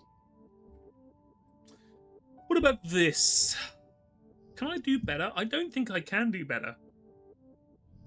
I think I just gotta give you that, and then we just take the win. Take our biology, take our reasoning. Man, my reasoning is so ass. It's our 16th birthday. Someone is knocking on our door. It's Cal and Tammy. Fuck you. They're dating? Oh my fucking god. Cal does a corny bow like Tammy's a princess, and she enters first, carrying a cake. Happy birthday, Tammy explains. Cal comes in and stands right behind her, his hand on her back. Do you have to date someone by 16? Before, like, otherwise it's fucking locked in forever. Are you today? We sure are, since the last attack, actually. She actually asked me out, he adds. She's way more brave than me. You know what? Fuck both of you. Honestly, I think I'm becoming an incel in game. I'm done with all of them. I fucking save this woman from dying. I like give her cakes every day. I cook with her, and this is what you get. In game, sure.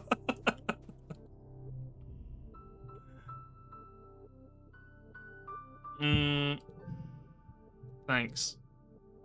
Yeah, shout it, Tammy. Yeah. It's crazy. It's crazy that this game doesn't let you date people. Alright, what the fuck are we doing? How are you guys doing? You're doing fine.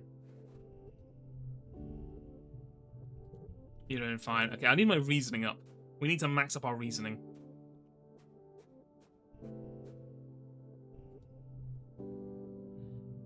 Do you actually have to kill them? Or is there a way if you speedrun, like... You speedrun romancing them, it gets you there beforehand.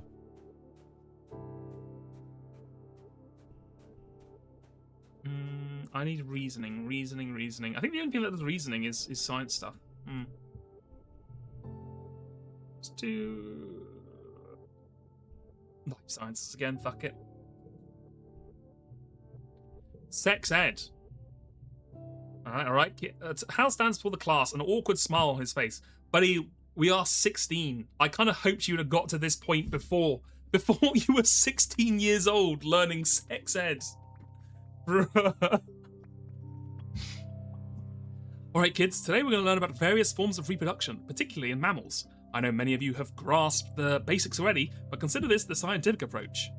He cues up a holovid about mammalian reproduction before the invention of gene tech. He turns down the lights so no one feels embarrassed. Sex warning, exactly. Sex warning for sure.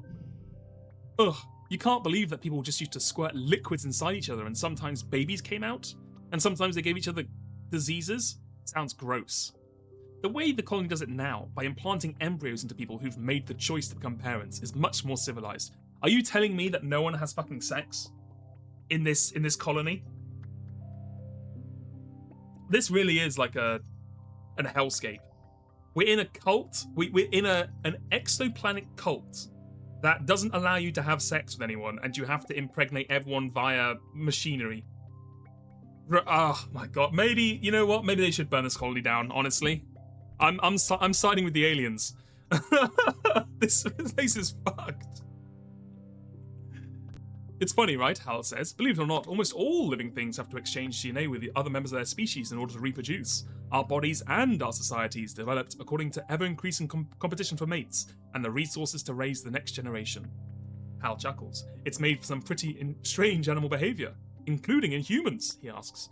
One of the goals of the Vitamina Group was to break the cycle of these behaviors by widespread adoption of gene tech as a reproduction strategy and a decreased reliance on paired sexes, the formation of the family unit. Oh my god, bro. The alien... No, now it makes sense, Hayden. Now it makes sense why the alien is the only one who wants to fuck. Because they're the only one that has any kind of, like, animal instincts left. It's not even that they really want to fuck, it's just as our perspective, as a sexless being that's just grown up in this world where they're like, no one has sex. You're breaking the cycle of people having sex. Where does children? It's like the entire thing's just been removed. So then meeting a creature that's outside of that group, that's like, you know, sexual basically, seems like such a huge change to what we're used to. They did say your parents did you the traditional way, so we know at least two people had sex. I mean, that's fair. I mean, I'm sure it's not as harsh as it's making it seem. I'm sure people still have recreational sex. I was just joking around. But the fact they're like, oh, and people would get diseases makes it feel like they're saying, like, no, people don't do that anymore. Which is crazy. They're all incels.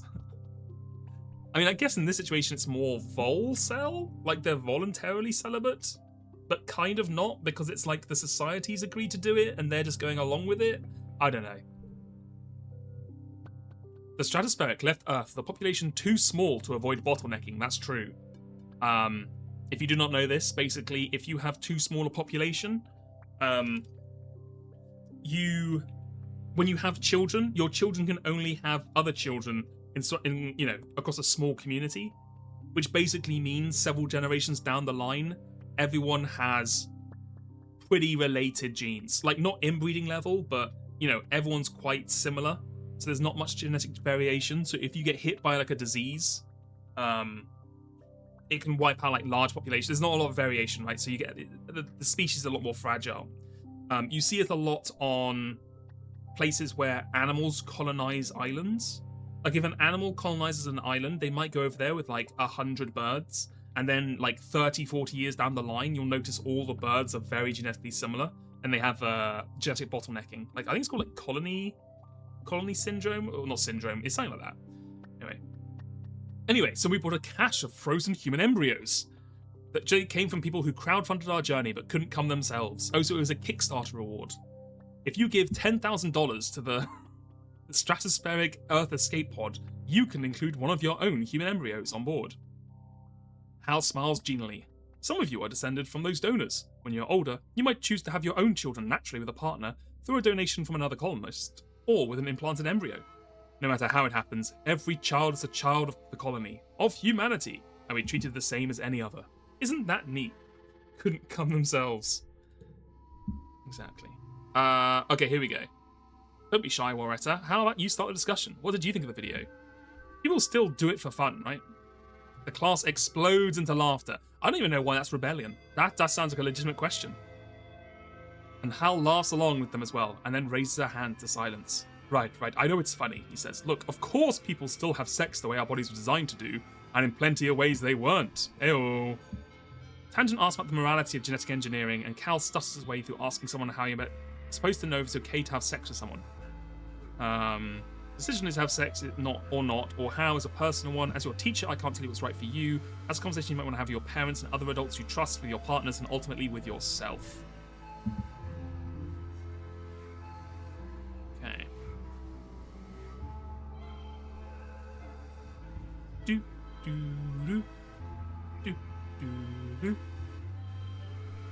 Man, we're fucking. I'm struggling here, man. This has been really hard. I'm really pushing through here. They weren't joking. Hard mode is no joke. They took our reasoning. 25. We need to be 30. I think it was. Yeah. Okay. Keep going. Keep struggling. Several survivors with wounds. We help in med bay. It's a good thing you were here. Triaging. Good work in there, Warretta. I can use an assistant nurse. Oh, that could be good. Because assistant nurse could be empathy and biology. Give me a 6. Give me a 6. Give me a 5.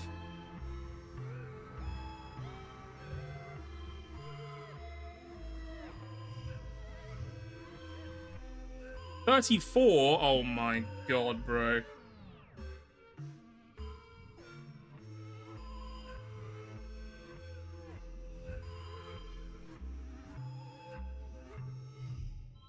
$37. Oh.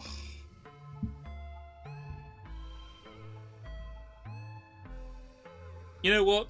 Take the stress. I'm just stress maxing now. I'm just tanking stress. Stress is a resource. It's like card games. Health is a resource.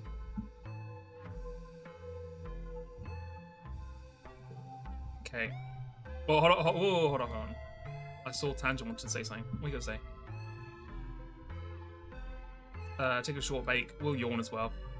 Haven't slept in 2 days because you're fucking insane. You have your thing.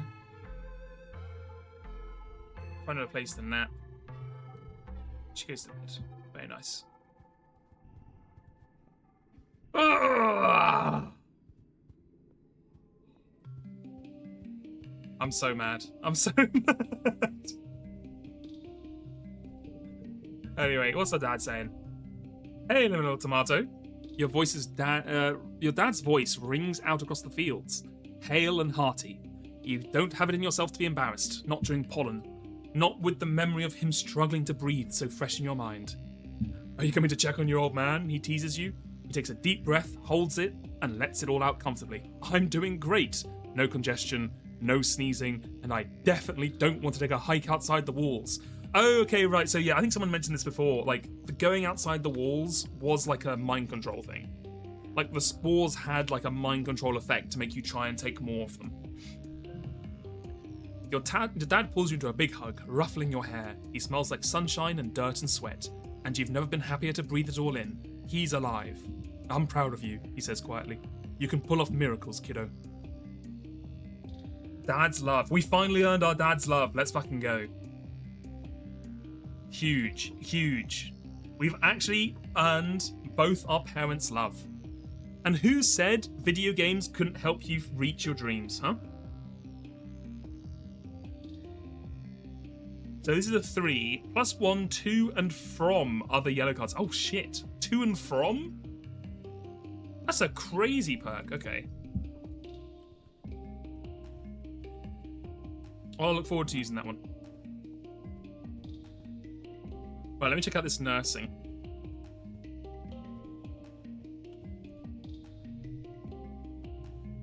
Oh, you know what as well? We should probably go and try and talk to, Udicott, right? Because they haven't given us a... Did they give us a card that was like, thank you for saving my life? Because everyone... Oh, they did. Okay, that's fine. Cool, okay. What is the mid-bay?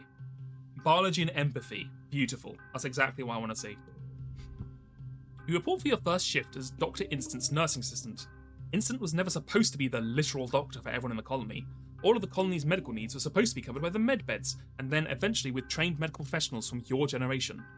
Okay, but, you know, that one would still have taken like 10, 15 years. What were you going to do in the meantime? Anyway, with the growing number of wounded and sick, it's pulling Instance's attention away from her actual work in the lab, hence why she needs the help.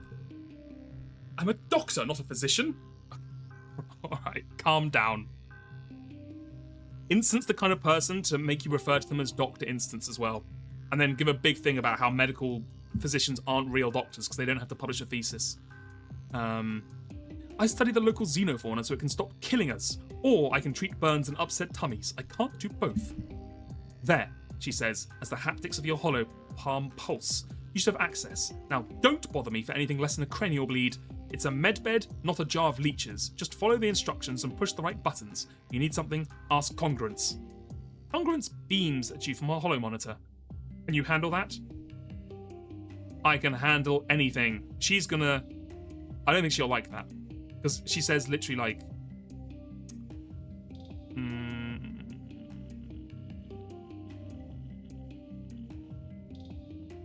I'm going to say if it's documented, I'll figure it out. I think this is too eager. Like, if it is a cranial bleed, you should still give it to her. So I'm going to say if it's documented, I'll figure it out. Oh, that won't be a problem, Congruence assures you. I'm basically the sum of all human knowledge and achievement, all indexed and searchable. There are no patients today, so you're going to brush up on your first aid training. Every colonist gets first aid training starting in their early teens. Lungs gotta breathe, heart's gotta beat, blood should stay inside the body. Check. Okay, well, okay. I fear for the first aid level of this colony. You run through the quiz scenarios with Congruence for a whole week. CPR, elevate and put pressure on wounds, wrap broken bones, flush eyes with water, leave foreign objects in, and be real careful with neck injuries. Fun fact, Congruence informs you, in the field, your hollow palm can discharge all its batteries at once as a makeshift defibrillator. First aid is important, but the goal here is just to get the person stable long enough to bring them here, to a med bed. That's where you and Dr. Instance will take over. You'll be fine. It might be only a matter of life and death. No biggie. Card becomes mental. Mental, mate.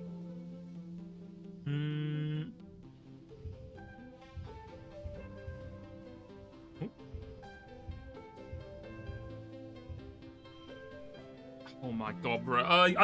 I'm falling apart here. I don't know what's going on, man. We are struggling here.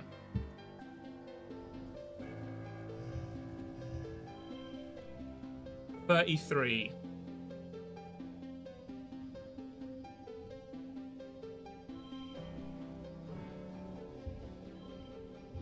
Wait, that does that? What? That I didn't realize that overruled it. How does that work? Oh my god. Okay, well, I'll just fucking push through. Fuck it. that should not work like that, right? That should not be how that works. You're woken wide awake by the buzzing of your hologram. It's a colony-wide alert. You rub your eyes and ponder the thickness of the air seeping into your bedroom through the open veranda door. It's an ominous but beautiful sight. The seasonal pale pink haze has turned a deep fuchsia with scintillating silver sparkles floating through it. The shimmer. Thankfully, you've all been inoculated against the shimmer because it looks like a bad year for the airborne spores. To be safe, you stay inside and seal your doors and windows tightly. You spend the time playing holo games with your dad. After a couple of days, the pollen fog passes without incident. Huge. Huge for us. We do need some time off. Tammy, what the fuck are you gonna say? Life is a struggle, Tammy. Fuck you. No, okay, I can't do that. I can't do that to Tammy. She's a nice girl. We give her a hand. We give her a hand. She's stumbling down the path of the depot, struggling to carry a large wooden box. We give her a hand. You jog over and take one side of the box. Oh, hi, Tammy chirps. Thank you. It's not heavy, just awkward, and together you carry it easily into the creche. Tammy sets down the box and inside the lounge, smooths out her skirt. Goodness, she exclaims. There's more and more in this box every year. She reaches into the box and pulls out a floppy-headed puppet. Oh, kindness, they were always my favourite, Tammy says, stroking its long pink hair. Do you remember putting on Gratitude Day skirts when we were kids? It's hard to forget. Once a year on the Stratospheric, all the adults will cook a big meal and talk about how grateful they were for things like the oxygen recycler working and babies being born, and the kids will put on a puppet show about the beginnings of the Tumnah project. All the puppets had allegorical names like kindness or courage or curiosity.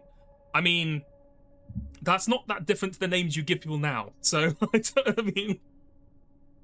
don't know how allegorical they are. Anyway, you remember some years you could get a little creative with the details. You've heard adults talk about how there used to be a similar feast day back on Earth, but whenever you've asked about it, they all say that the way they do it now is way better for some reason. You nod. Tammy smiles fondly and she pulls out more puppets. Oh, here's Hope, and Resilience too.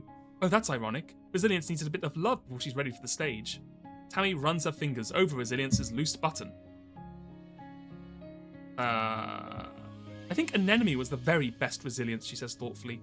Do you remember when she and Mars wanted to both play Resilience, so they drew straws and Anemone had to play Ingenuity? She was great at breaking stuff. Hope Hajime. Okay, I just realised the fucking ads hit before I could delay them, and it's been 2 hours. Let's just take our break now, and we'll get back to this in 5-10 minutes. I will see you in 5-10 minutes. And we'll be back to reminisce with Tammy some more. Okay. Oh, let me put some music on. That isn't this. Well, we'll just leave this music on, actually. It's fine. Right. I will see you then. Bye-bye.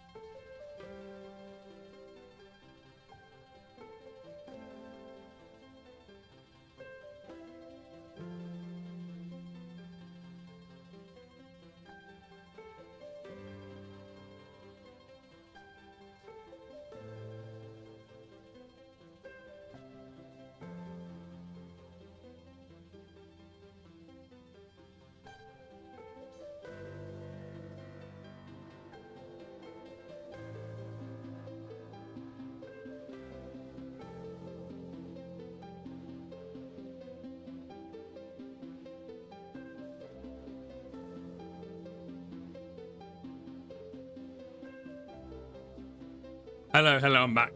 Sorry, that took a bit longer than I thought it was going to take. But here we are.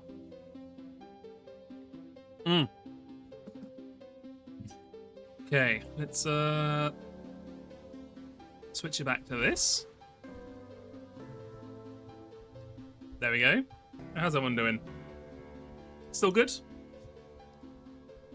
Okay, where were we? Oh yes, they're doing the Thanksgiving, or the whatever they called it, parade? I can't remember what they called it. The Gratitude Day, that was it. Oh gosh, I thought Tangent was going to light an enemy on fire with her mind, Tammy exclaims, pressing her hands to her cheeks.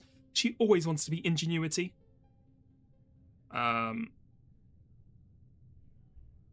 Those were fun times. Tammy's confidence. Tammy folds her hands over her heart and sighs. I'm so happy we still don't have all these old dolls. Oh, we have these old dolls. Some of the littlest kids don't even know we used to do this. I can't wait to teach them. You know what? I do need time off. Tommy needs drinky. After dealing with the pollen and the cow from hell, Tommy needs drinky. It's been a one crumfusticle of a day. What the fuck does he call it? Crumfusticle of a day? Something like that. Crumfuculent of a day? Whatever. Okay, how are we chilling? I guess we're just gonna do what we always do.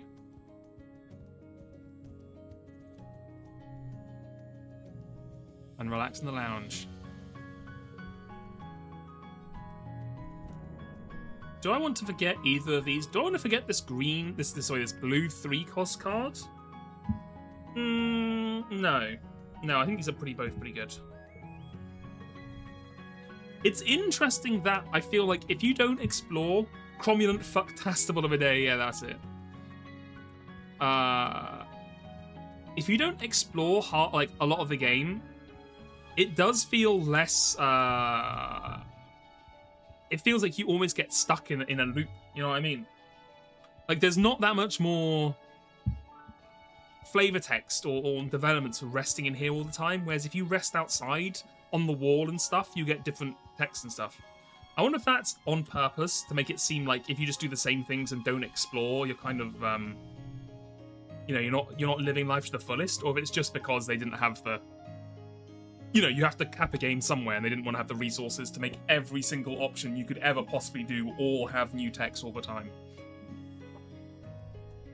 Let's assist in the med bay. Oh yeah, this is they had before with them yapping. We read over Tank's shoulder. What learn about microphages? We help Tangent. I don't know. So I don't know what the help Tangent counters for now. If it's not for the cure.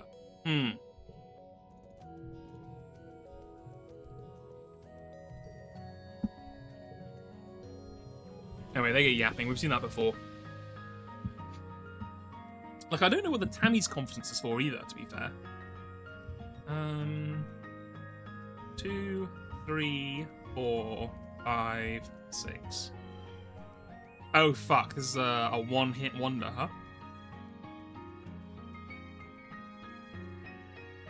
I mean, are we going to get better than that?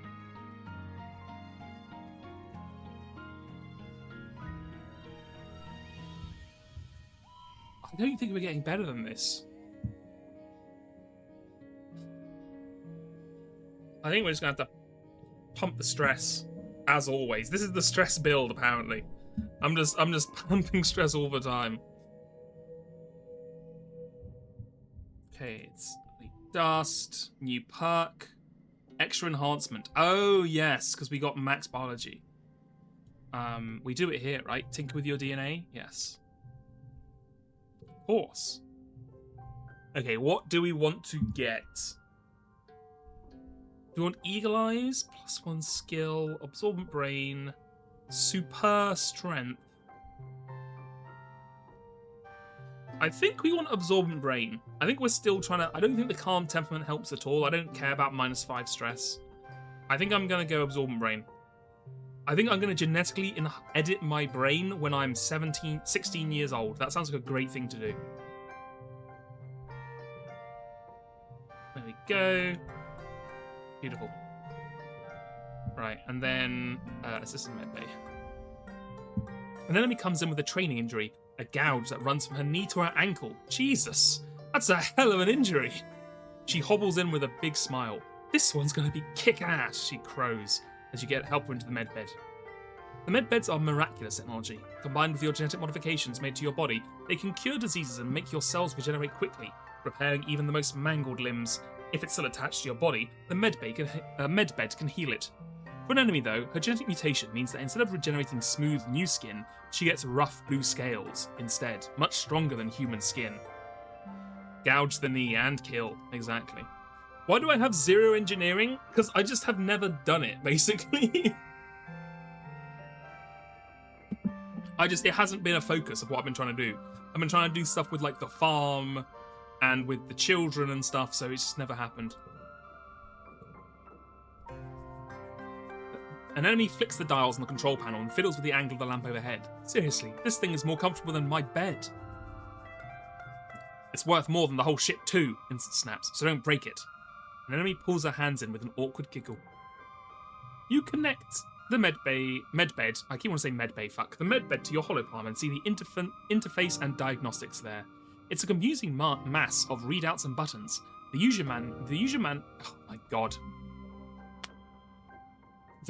manual is ridiculously obtuse. You ask Instance for help, but she just scoffs. I don't have the time or temperament to walk you through it. I learned how to use it myself, and so can you. Just don't break it. I know there's a human being inside who has, this is dealing with her very body and could accidentally kill her, I'm sure, and it's worth more than the entire ship, but I can't be bothered to teach you how it works and how to not accidentally destroy the entire thing. Man. Dr. Instance is actually like an insane asshole. It really is intuitive. If you have a half brain for it, you figure out the machine with 0 problems. The sun lamps turns on, the monitor says, please lie still for 2 hours. An enemy groans. It's gonna take forever, she complains. Stay with me for a while? You end up staying the whole time, keeping an enemy company. Okay.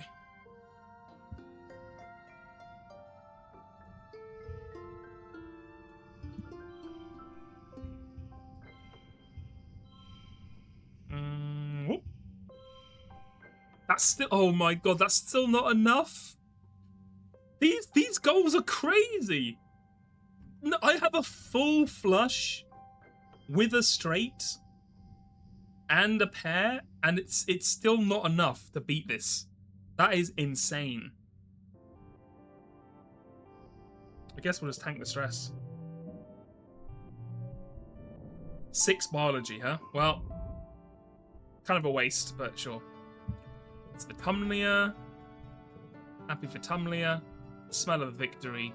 Eat, drink, and be merry. There's a present for you on the table, your secret admirer. I don't even think I have a secret admirer, to be honest with you. I think that's a lie.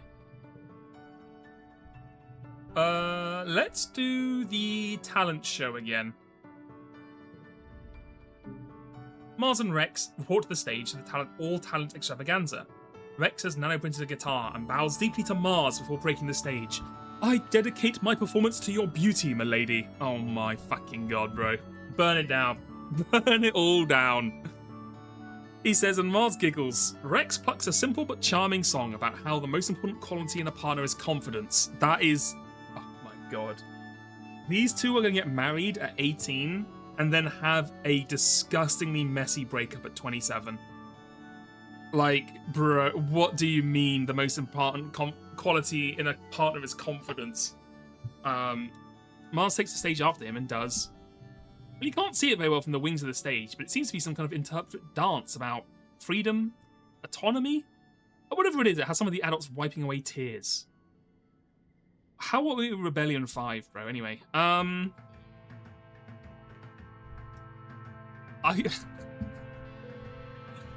it's so funny these are still the options you have. They're so juvenile. Let's do a comedy routine. Let's do some stand-up. You hear about this? You hear about this? You heard this new stratospheric that's come in? This new Helios? Helios food be like, whoa, where stratospheric food be like, Anyway. It's fucking... What the hell are we doing here? 8... 2... What? Oh my god, 105?! 105!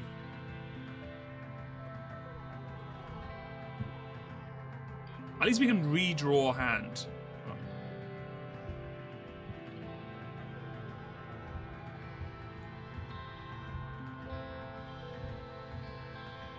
Okay, that's a pretty big hand. It's pretty big. It's a shame this is unchangeable, but...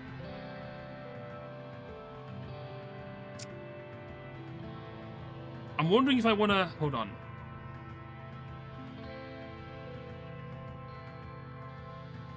I wonder if I want to risk it to see if I can draw more yellows next time. Because I think this is going to work best when you have a full hand. So I guess let's just do this.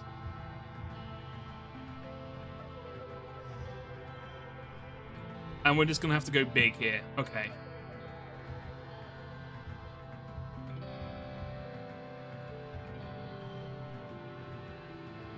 How much stress can we take?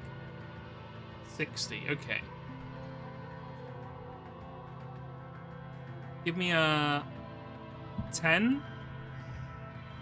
Move that over. 45. Wait, what the hell? Oh, right, hold on. It's because I haven't done this.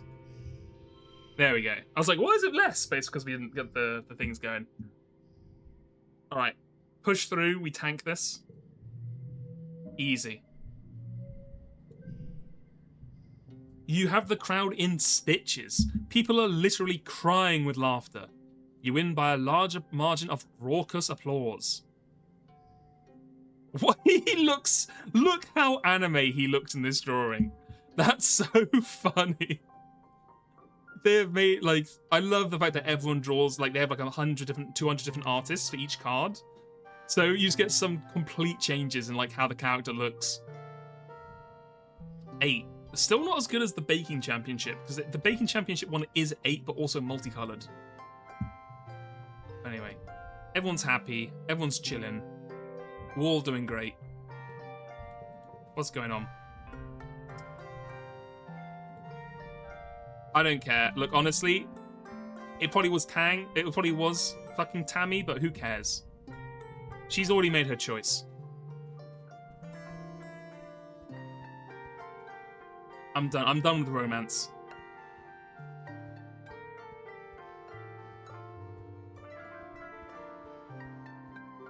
Right, I'm just going to have a quick look, see if I can... Any plants and such outside? Let's go and talk to our dad. What's he going to say? You want to get your hands dirty? Well, more dirty? The survey teams are bringing in a ton of animals and we're working on domesticating, and we could use your help.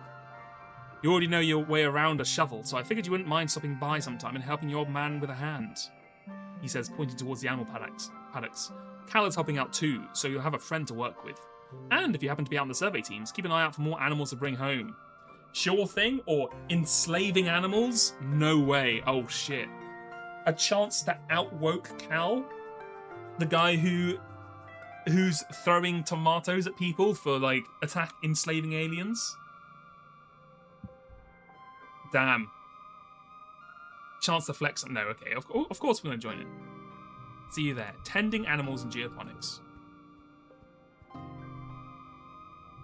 Tending the animals gives you animals and empathy. You know what? All things we could use. You meet your dad by the animal pens, fresh and ready for your first day at your new job. Your dad laughs at your clean clothes and your scrubbed face. Oh, Pumpkin, I'm sorry I forgot to tell you. I'm sorry to tell you, a little overdressed for the position, he chuckles.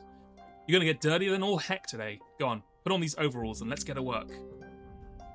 You change and follow your dad to the float cow pens. He rubs their noses and points out their names.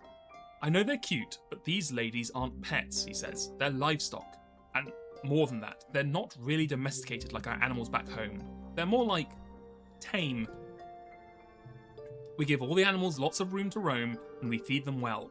They're not going to get chased down and eaten by bigger animals, and if we help them if they're sick, and we help them when they're sick. It's a pretty good deal, I think, but you still have to be but they're still pretty wild, he says. You gotta be careful with them. He leans his elbows on the fence. We were pretty lucky that Vatumna has herd animals, he says. Makes it a little easier. We'll probably have real domestic animals in a couple of 100 years. They are very cute. Well, kiddo, your dad says, spreading his arms. We've got all these animals. What did you want to learn about first? The float cows, of course. You don't want to know where they make their milk, but I'll give you a hint. It's not dairy. I'm sorry, what? Your dad gestures at the herd of float cows. Here they are, beautiful, aren't they? And pretty gross. You don't want to know where they make their milk, but I'll give you a hint. It's not dairy. Is it... I'm sorry, what? Is it their fucking cum? What the hell are you talking about? Excuse me? What? I don't know what it's trying to say. He laughs at your wrinkled nose. I mean, it's not weirder than when people used to drink cow's milk. I mean, who's the first guy who decided to do that? What the fuck are they talking about? Huh? We figured if they keep feeding them what they be eating during pollen, they'd make milk all year round. He continues proudly. It makes them heavy enough that they don't float away. I might as well have to keep them on leads like balloons. I still have no idea. I don't know what they mean. I don't know what they mean. Okay, tell me about the bristle slugs. They're great, slow and easy to catch and real gentle. Don't let the spikes fool you. They're actually really cuddly and don't mind it when you pet them. It actually helps them. In the wild, they'll be scratching up on all sorts of things to knock off those itchy berries. Saving Dad was a mistake. They're not really berries. They're more like eggs. Well, they're berries, though, because they're sweet, and you know what? Never mind. Then some animals are pretty weird. The sugar bugs? They are pretty cool, he said, picking one up and fits perfectly in his palm. They're a colony just like us, and if you tickle them, you get... He brushes their finger along the top of the sugar bug, and a jet of gooey stuff comes out. Sugar bug syrup, he says. Pretty neat, right? Tell me about the trippets. Oh yeah, these guys, I fucking chucked the limb off. No joke, we thought these guys were just plants the first couple of years, your dad says. We transplanted them from the wild into greenhouses, but I guess that was just part of their life cycle. It turns out they're sentient and can move around and stuff. We moved them out of the greenhouse and into the barns, but we don't really treat them differently. They just mostly still sit there. Berries on a living bush. Exactly. Exactly. Who knew? That's how you know they're safe to eat. If the berries are on a bush that's also alive and moving around, I feel like that's a good sign. Right, let's get started. We're shoveling float cow poop. Give me a 4, a 5, a 6.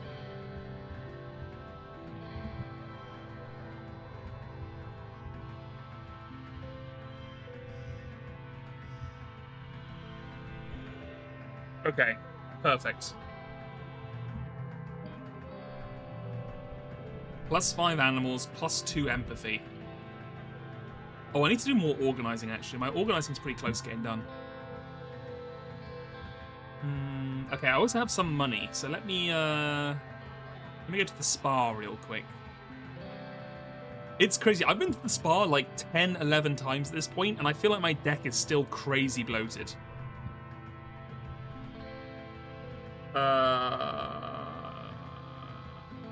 Get rid of...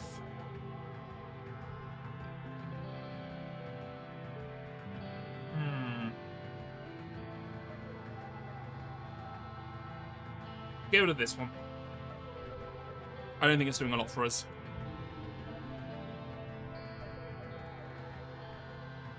Okay, organising, I think, is up here, right?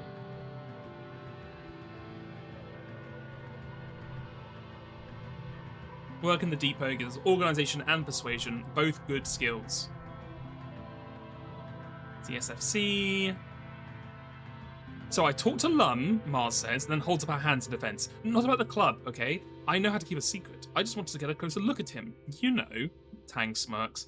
Interesting, Mars seems more positive on Lum when... I mean, to be fair, he's not done anything bad yet. But in the other, like, I feel like at this point in the other game, she hated his guts. Oh, never mind. Long story short, Lum's a total idiot, Mars sighs. All he wants to talk about is how the colony is going to keep winning and winning. Now he wants me to help him make holovids for propaganda, like, oh look, we're doing so good, yay! Mars scowls. I mean, first of all, yuck. Second of all, double yuck.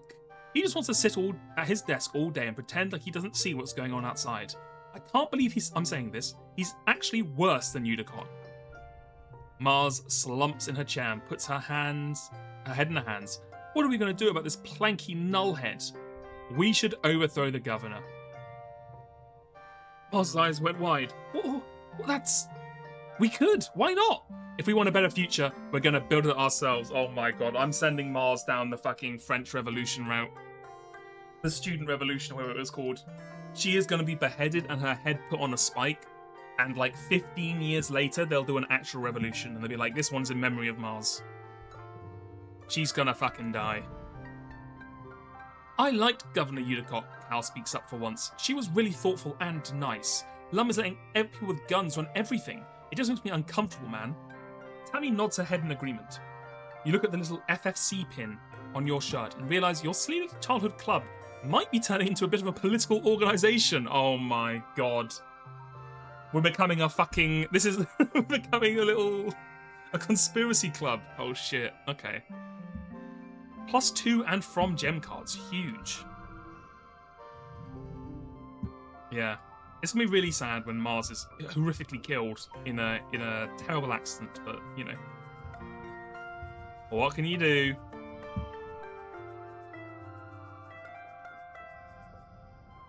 How is this only 28? What? Okay, I gotta get rid of some of these cards. I gotta get better cards, man. I don't know what I've done. I need to get better cards. First collectible use is free, though, so, Oh, wait, hold on, I can do this. That gets me closer. I don't have any planks left, so I can do this. That gets me 34. You know what? We'll just tank the 5 stress. We're following the Jacobins, the Jacobites. Or the Jacobins. From alt-right army to liberal terrorist. Yeah, look, that when you're a student, when you're like 16, 18, you have 2 paths in front of you. You go down the social media alt-right pipeline, or you become a liberal terrorist. Those are your only 2 options. Everyone knows this. Okay, my organising is at like almost there. 1 more. Oh my god, 1 more. Right, let's do it now. Work in the depot. Yeah. 15 batteries. He says we confront her. Oh shit. Hold on. Do we have this before? Yeah, she's basically stealing shit. I think we're gonna steal as well. I want one of these. I want an emoji pro. That seems fucking OP. Yoink. You resolve to try out Mars's trick on the next order that looks interesting. When a requisition comes through for an emoji pro, you change the quantity to 2. Sweet, you've always wanted one of these things. It projects your emotions into little holograms around your head, like a manga character. Sweat drops, popping veins, fire, and little hearts. It's fully programmable. Oh my god, bro. They made a fucking hologrammable sweat drop when you go, like, when you're getting flustered. Oh. That is so cringe. I'm sorry. I'm sorry. I'm just imagining seeing that in the wild and being like, what are you doing? But we need the rebellion. When you first try it out furtively in the back room, oh shit, it projects blue anxiety lines into your forehead. Turns out doing petty crime is pretty anxiety inducing. That's fine. We tank that. Okay.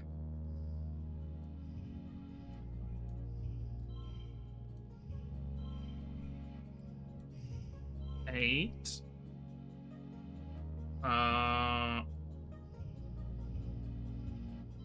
10.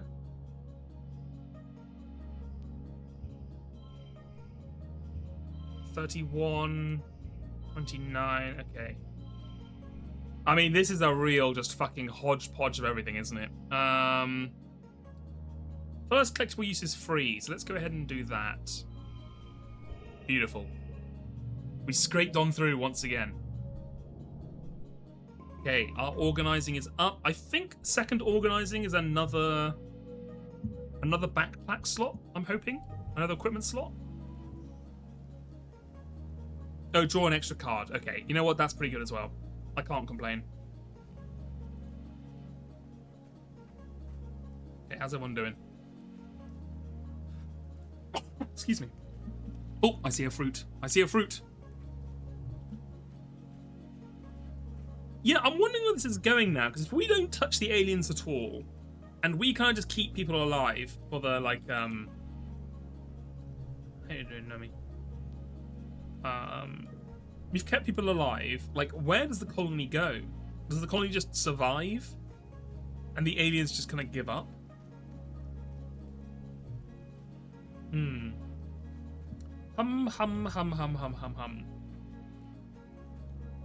Let's go and do more animal. No, let's rest. We need to do that first. We need a rest. Relax in the lounge. Relaxing. You took the whole month off. Do I want to get rid of either of these? I'm going to say no. Yeah, no, I'm going to say keep both of those, thank you. What I'm going to do, though, is I'm going to go to the spa real quick and get rid of another bad card. What is the worst card we have? Probably this one, Hop Facts. 2 with a duplicate when it draws. Or this. No, this is probably the worst one, right? Just a red 2 with no text. You were so shocked there were intelligent aliens in your second playthrough, let me tell you. Yeah, that's probably the best way to play it, right? Is you play the first one like I'm playing this one, where you're like doing the colony, you're trying to survive, you're trying to grow the colony, you're like trying to get food, you're trying to solve the pollen thing, and then you get to the end of the game and it's like, okay, you survived and like you went on to just live and die in the village. And then the next one, you're like, oh shit, there's like aliens and parallel universes and, or like, you know, timeline stuff and all these kind of other things, and there's gardeners and all those kind of things. Like, that's probably the way I think they more intend you to do it, but I don't know.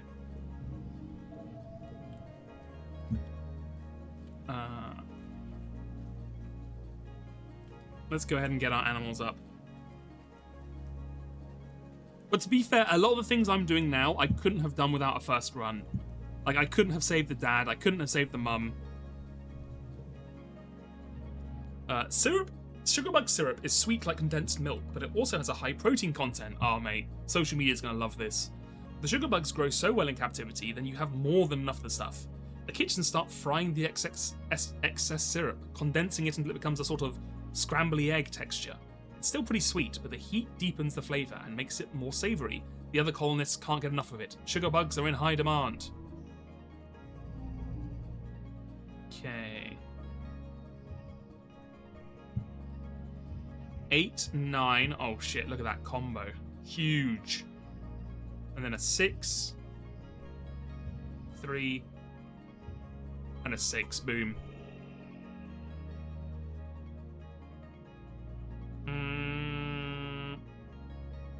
Or this is a 6. That's better, right? 48? Yeah. Is a pair worth more than doing this? It's literally the same, right? Yeah, okay. You can save the mum without ever leaving, but you tested it, it's really hard. Yeah, because like, the thing that really saved me was finding that sponge bread, which gave us like +7 food or something. Which is like an absurd amount of food. I guess if you just spent all your time picking the correct options in the greenhouses, you can grow that much food. But it does sound very tough. For animals to empathy. I kind of want to see where the animal herding goes. Oh shit, we're into glow. We're into glow. Find the crystal. Anything else around here? Are we all good? Looking around. Is there anything else I want to do during Glow? Oh, Cal's over here. What are you doing over here, Cal? He's carrying a big bucket of rocks. Do you know they're opening a new park near the Geoponic? It'd be nice to have a calm place to rest in nature. Okay. There's Mama. It's fine. There's Papa. It's fine. Help with the animals for 40. How close are our animals? Our animals are like 28. Okay, we are kind of close. Let me help out more here. I want to unlock the thing where you can start working in the council. I'll be interested to see how far that can go. Okay, let's work in the depot. Oh, fuck. I forgot. I need to, I can't change gear during an event. Fuck. Well, whatever. Actually, do I even want this? It does give plus 10 to all yellow skills, but also our yellow skills are... you know what? Probably. I probably still want it over the Plas Cutter. We're not going to be doing many red challenges, I don't think.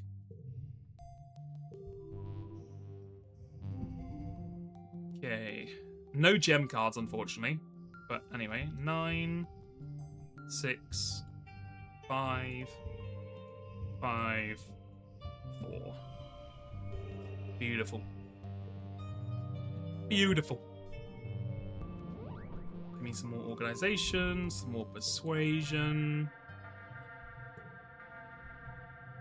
2 massive faceless. Okay, this time I'm joining the fray. Gains it is heroic. Hold steady, keep the line. Bring them closer, draw them in. Are you serious? You're going crazy. We're going to fight them in our territory. Yeah, so this is where they draw him in and he blows everything up. He has a plan.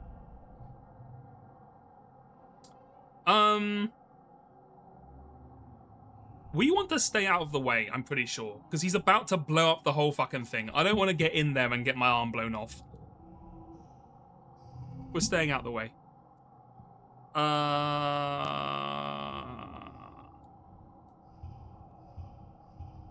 Give us just some stats, some strong stats to start off the round.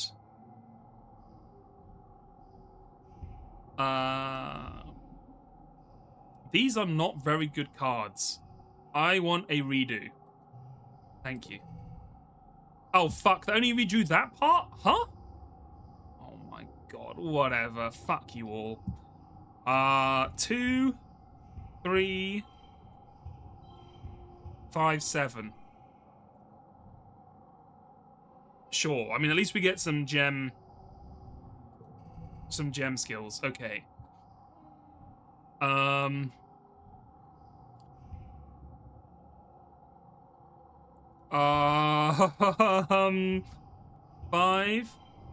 4, 3, 5.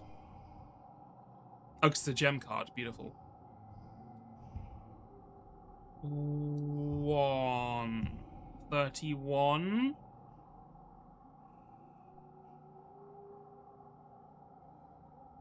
And then we start panicking. First thing we do is we do this.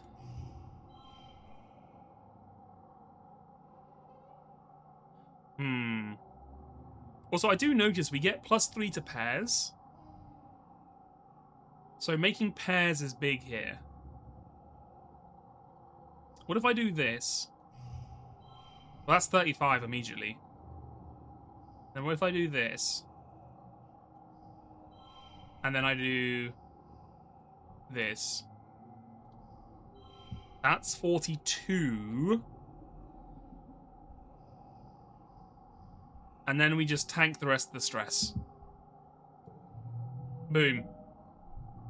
Oh my god, we are really playing with fire here. That's fine. He does the thing. They charge. The artillery strike hits them fucking in the middle. They all die. Hooray! They roast to death. Look great. Fortunately, we had defense 7 or greater. It was well defended. Oh my god, I wonder what happens if your thing isn't well defended. And it just blows the entire fucking thing apart. I mean, -2 colony success. Hooray. Hooray. Okay, so we got bravery, heroic. For a year. We're not really going to use it, I don't think. But, well, it'll come in handy for the animal stuff, I guess. Oh, look at our hair. Our hair is long. I don't remember it being that long last time.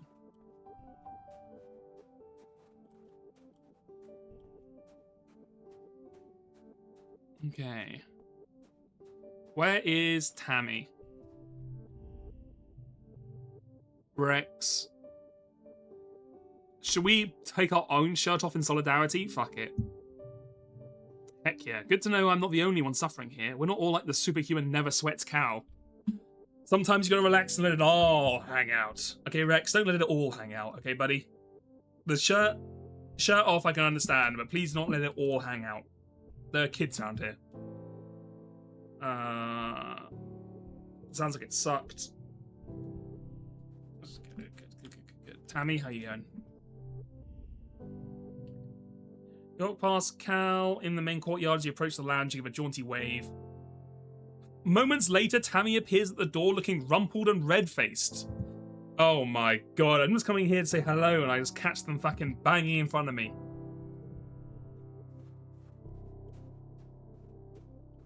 This, ugh, man, rubbing it in my face. Also, they are legit gonna have like 15 children. How much you hate Rex. I mean, Rex is very, he's the kind of guy who's probably quite fun to have at a party and then never interact with outside of it ever. You know what I mean? We're talking about Xenoblade 2? Fifi to Fifessel, let me know. Does this guy remind you of... This guy is Rex. Do you think he was based on Xenoblade 2? Can you imagine this guy in Xenoblade 2? There with fucking... what the hell is that? That creature called? The one with the pog face is based off of Joe's pog face. I can't remember what his name is now. Funny how you reach 17. Tora, yeah, Tora. Funny how you reach 17 and everyone ages by at least 10 years. Hello, by the way, Fee Vessel. Yeah, it's to be fair to them, I guess they couldn't have. They didn't want to make a sprite for every, like, 10 separate sprites for everyone, right? So I'll cut them some slack. Right, what the hell are we doing? Probably going to help the animals, right? Get some more empathy. See how it goes. Let's tend the animals. You're working with the bristle slugs this week. There's a whole herd of the slug, seal, porcupine beasts, lumbering through the fields and rubbing their scratching posts. You can walk right up to them and they don't mind at all. I have to say as well, huge fan of the renaissance of the seal and sea lion in the social media online space in the last month or so. People are loving all the stupid seal and sea lion videos, and I love watching them. Especially the ones where they just do that stupid little dance where they just like bounce between like flipper to flipper.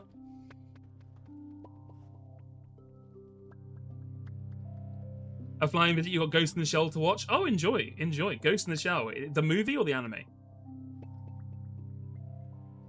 I'm an innovator, thank you. Pinniped supremacy, exactly. You empty the berry-catching buckets and sort through the berries, picking out loose stones and planting any that have sprouted. One day... Sorry, these ones will grow into bristle slugs too one day. It's not wet season when they're fully bristled and cranky about territory, so everyone is playing nice. It's a nice, calm month of picking berries and scritching slugs. You're tired of all the capybaras? We're switching to the popular anime of the season? True. Every year, there's a new animal. Apart from obviously dogs and cats that were eternal. But I feel like a couple of years ago, people were big into rats, like pet rats. Then we had capybaras. Now we're on seals and sea lions. Next year, I'm saying 2026, year of the walrus, baby. Year of the walrus. We're getting the walruses in. Season 2 of the anime. I watched it as a 9-year-old and it's been in my brain ever since, so now I'm showing the fiance. That's fair enough. I mean, it's one of those shows that, like, if you watch a formative moment in your life, it stays with you. It's like The Matrix, you know? You just think about that shit all the time. And also, I think I watched the movie. I never watched the anime, but I'm assuming it's still also in that old school anime style of, like, all the mechanical stuff is beautifully drawn and, like, beautifully animated. Like, there's pumps and pistons and wires and all this kind of shit everywhere, which I've always loved. Like, Evangelion, I remember rewatching that, and, like, when they're going down on the elevators and you see all the steam pumping pistons and all, like, the things, it's like, it looks so nice. You're so lucky to have watched the Doll episode of the anime, and then the next thing on Anime Central was the Harmonica Kid episode of Bebop. You never recovered. You loved when peacocks were in season? Peacocks are fun as well. And over here we also had red squirrels were big for a while, which is good because they look a lot nicer than grey squirrels. Yeah, I don't know what the next one is. You should come back from lunch one day to find the door to the pen wide open. Whoops, you must have forgotten to lock it. Good thing bristle slugs don't tend to roam. You do a head count. 15, 16, 17. Is that the new thing? Instead of 6, 7, it's 16, 17. In the future, that's why they're saying this one. You seem to be you seem to be short one bristle slug. Luckily, bristle slugs aren't very stealthy. Oh fuck, my animal skill is so low. Try to find it. We lose the trail a few times when the bristle slug appears to double back on itself. It takes you almost an hour to track it down, but you learn something in the process. Eventually, you enlist the help of Congruence. She directs you to where it's gotten itself wedged between two panels, scritching back and forth in the most perfect scratching situation possible. You laugh and fill your shirt with the berries like a bowl and gently nudge it back towards the herd. It's slow going, but eventually everyone's back together again. You can't wait for the 6-7 thing to die down. It's like the Among Us meme, but 100 times more obnoxious. It is so much more it's so much more commonplace because the numbers 6 and 7 come up so often. I think the fact that it is so ubiquitous will also mean it will die out the fastest. You know what I mean? Like it's like a fire. It's burning a burning wildfire. It's burning twice as bright at the moment, but it's gonna die twice as fast as well. And when it dies, it will die. Like when people start doing it, when everyone else thinks it's cringe, it's gonna be really cringe. You know what I mean? Fuck, I'm one off. Oh my god.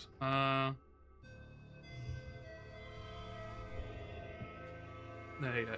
You still managed to have no idea what it means? It doesn't mean anything. That's the greatest thing of all. The greatest trick of all. 6 animals. Oh my god, that's a lot of animals. What's this one? Upgrade pet cards. I don't even have a pet. It's my 17th birthday.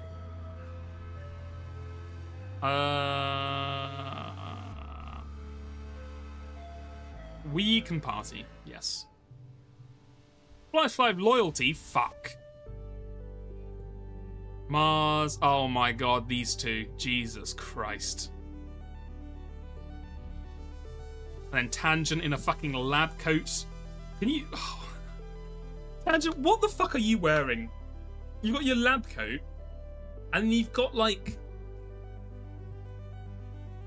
Are these thigh-high... Are these, like, thigh-high, like, stockings stumped into a jumpsuit? Or is this, like, a jumpsuit piece that cuts off here, and then these are tights? I mean, I just don't think you can be fucking... It is a JoJo... This is a JoJo episode for sure. I don't think you can be rocking the lab... I do think the lab... If you could pull the context off, I think the lab coat is a cool piece of uniform to wear. And I'm not saying that just because I wear one basically every day. But I mean, to be fair, this is not actually a lab coat. It's just it's made to look like a lab coat, right? Because the sleeves are too big has these weird things here. It doesn't button up. Like, this isn't actually a lab coat. It's basically just a white jacket. I mean, look, I'm just being a hater. I actually think the jacket looks really cool, but I don't know what is going on here. Like, what is this? Anyway, I mean, I don't know what's this as well. Like, the fucking... Anyway. We're gonna hang with our friends. Tammy appears with a great big tray of appetizers. Got a partner. We're just hanging out and watching. Fuck it. Yeah, the two of us vibing. New songs, we go on. This is before, and then he does this whole thing about fucking. This is where he talks about how we're about to take over the fucking. I'm gonna grumble and hiss. We're about to try and attack all the planet. I'm angry. This is bullshit. Not because I'm actually angry, it's just because I want to get my rebellion up. I can't, like, I don't understand. I didn't even try to get my loyalty high, and it's already at fucking 80. What the fuck did I miss? How's my rebellion only at 20? Anyway. I regained no stress from that, by the way. Upgrade pet cards. I don't even have pets, buddy. It's kind of weird that I swear our character looks the youngest. Like, Cal, wait, what, 17? Like, Cal looks 17.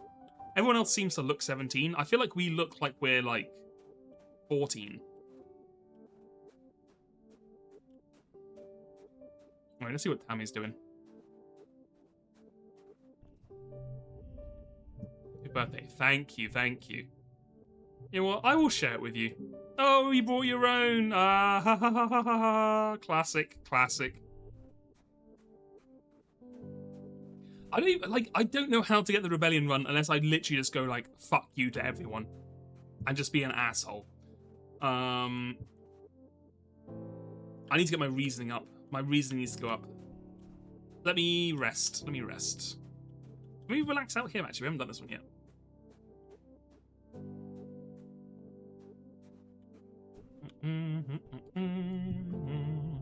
Relax in the park. Go through here. It's so green here. It's so peaceful. +2 with Cal. Relax up.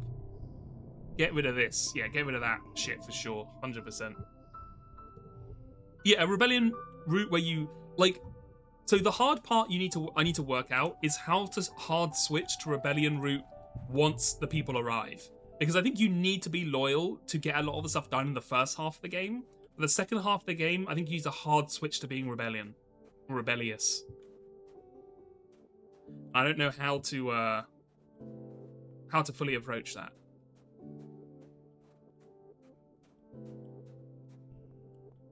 That's okay. We still have plenty of time. Well, actually not that much time, but you know. Right. What do I want to do? I still get a +1 for heroic, so let's do some more animal stuff, just to make sure we're not wasting the points.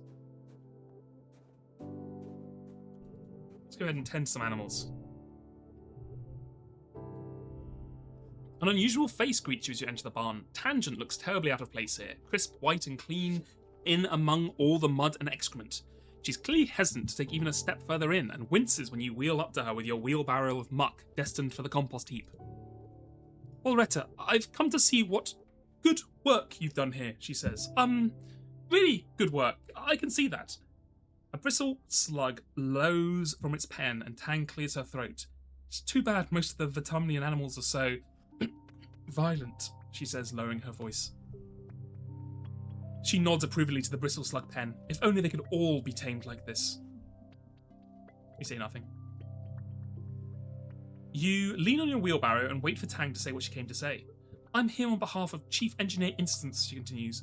We need access to these bristle slugs. What for? Cal says, popping his head up from one of the stalls.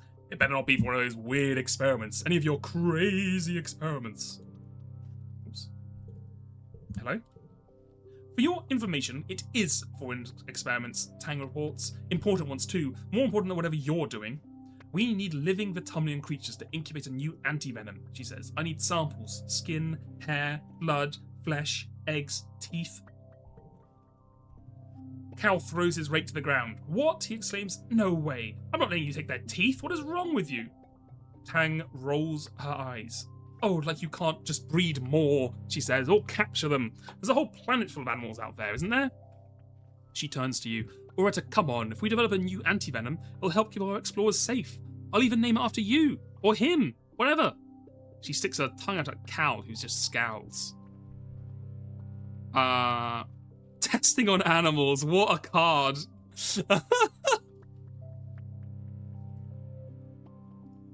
Oh, look how helpless he looks there. The little bristleback slug. Looks so cute. Fuck it. I mean, look, we got a lot of them. Of course I think that's what's best. Besides, if you have a problem, you can get with instance.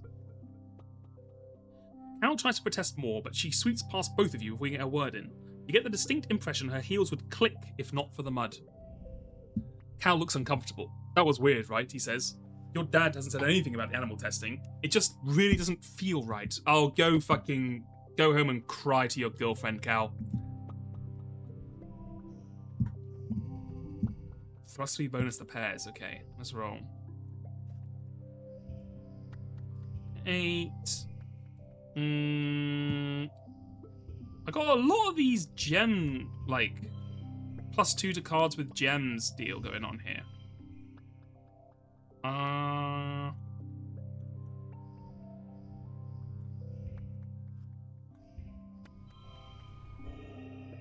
You know what? That works. That works.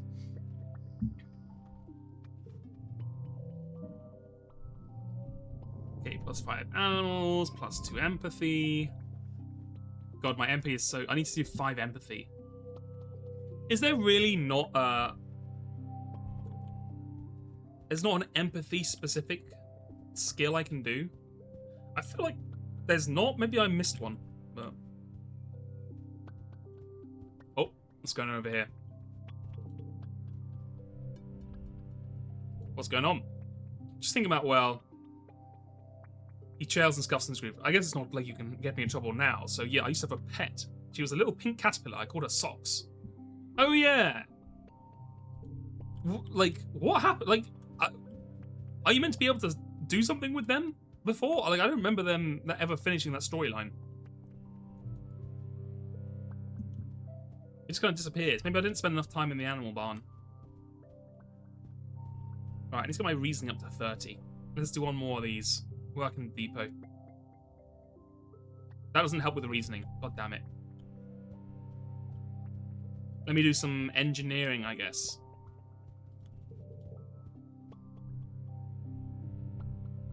So yeah, I need a reason. Okay, do some... That's biology. Do some engineering, yeah. Yeah. Okay. Yeah, we had this before, that's fine. It's kind of funny doing these super early ones when you're fully grown, because you're like, why are you telling us how you're about to begin teaching us, like, biology and physics? We're like 17. How has this not already happened?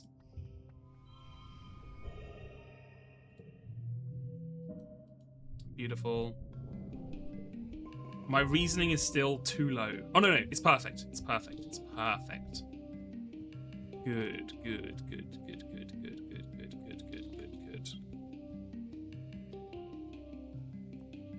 I think now we can do tutoring, which I think increases reasoning and empathy, which is what I'm trying to do. I might be wrong, though. Oh, we can also remove another one from the spa. I'm gonna have the smallest deck you've ever seen.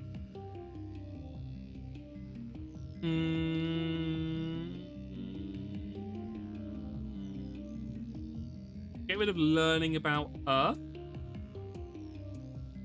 Yeah. What's our... Oh my god, our deck is so huge still. This is crazy. You pick up so many cards in this game. I guess the whole point, you're not meant to try and optimize into like a perfect deck, but you know, apply to be a tutor. Apply for the job. Register the job. Beautiful. Okay, what do you teach? Tutor children. 3 reasoning, +1 empathy. Beautiful. You're helping Tammy brush up on her maths and chemistry. Auntie Sedent says I need to measure when I'm baking, she says, staring timidly at her hands. When I'm baking, I just go by how the dough feels, or looks, or smells, and it always works out. When I try to measure and think too hard, I get it wrong. Tammy, you're 17 or 18 years old at this point, because you're older than us. You're 18 years old. You haven't learned how to weigh dough? Or flour? Come on. Come on. Anyway, she tugs on her ear. She told me if I wanted to do it by feel, then I'd better get better at chemistry too. She showed me this long textbook about food chemistry, about how proteins combine to form gluten, and how acids make things fluffy and soft. She blinks. I didn't know any of that. Aren't acids bad? Why would I put them in food? You know what? Let's go easy on her. Look, we're here to learn. We're here to learn. We're here to grow as people. We all have our strengths. She'll never learn if she's not enjoying it. You gently encourage Tammy as you read through the food chemistry textbook together and work on some practice tests, even when she gets every question wrong. Though she'll probably never be a chemistry whiz like Tang, she blossoms with every compliment, slowly gaining confidence in her abilities. This isn't as scary as I thought it would be, she says as she closes the hollow palm. Thanks, Waretta. And thank you, Leonard Ingle, for following. Thank you, thank you. You know what? Yeah, to be fair, like, I was trying to tempt fate. Or I was trying to change fate. She and Cal are made for each other, so... +1 Tammy confidence. Let's go. We have... Is there a way to check how many we've done? I swear we've done, like... We must be up to, like, +7. +7 or +8 in Tammy confidence, for sure. She's still only here? Are you serious? She's just over borderline confident? I've so many... I've done so many events giving her confidence. What the hell? How many runs have we done? This is our second run. This is our second run. So, oh, no. This is probably just for everyone, right? That's just your general... Like, everyone has a... No? Okay, never mind. I don't know. Okay, never mind. I don't know. Yeah, this is our second run. In the first run, we were very much more outdoor explory. We found out... So spoilers if you haven't obviously seen too much of this game. But we were outdoorsy. We met... what the fuck is it called? Sid? Whatever, the alien. We learned all about like the alien gardeners. They were trying to get rid of us. We learned about the temple, the wormhole. We found out about like the timeline thing. We did a lot of outdoors exploring stuff, and now we're doing one where we're very indoors. I'm very like socially focused and trying to do this kind of stuff instead. See what difference there are. She didn't really understand the lessons, but she has the confidence to taste it as she goes and adjusts the recipe based on gut feeling, now informed by some solid book learning. Don't let her clean you. Oh, don't let her clean. You know she makes mustard gas by accident. She really would. She'd be like, I put both the bleaches together, the ammonia one and the chlorine one, because I think it'll make it clean the best. Did she really not? Did she really learn anything about math or chemistry? Maybe not, but she's a better baker now, and that was her goal. She happily gives you a piece in thanks for being such a good teacher. It's not bad, but you aren't sure she should be thanking you. That stuff took so long to find out. So I was pretty lucky, and I think I got quite a lot of it.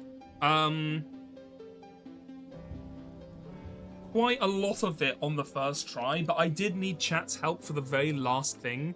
Like, I went exploring at the wormhole in Glow in the final year, but like, nothing happened. I was very confused. I was like, oh, that must be it. And then it turns out that like, chat was like, no, you have to have like explored several other parts outside before exploring that thing to then make it happen. So I was like, oh, okay. So I would have missed that, but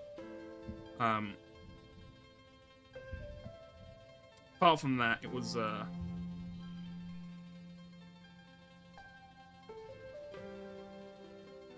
oh, car becomes a fight, right.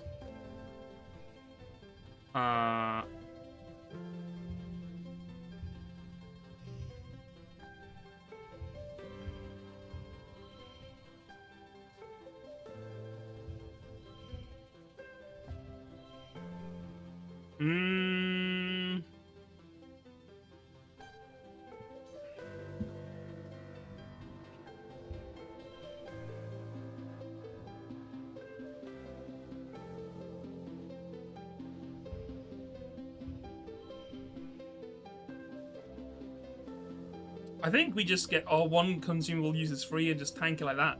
There we go. There we go. Sorry, I was deep in thought there for a second. Beautiful. Get our 5 reasoning. Boom. Get our 1 empathy. Not a lot of empathy, huh? That's fine. What's the first reasoning one? We'll find out in a second, actually, won't we? New perk. Blue cards get +1 in mental challenges. Okay, that's pretty strong, actually. I guess we'll do that again. We'll do it again.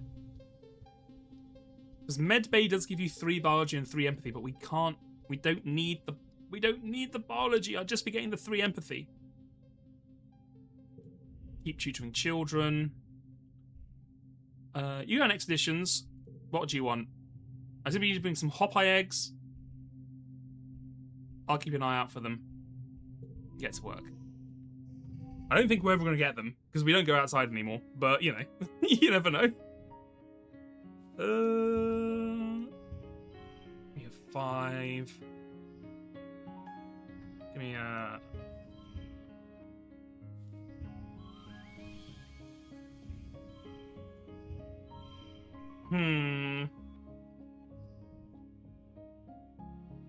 How could I do this better? How could I do this better?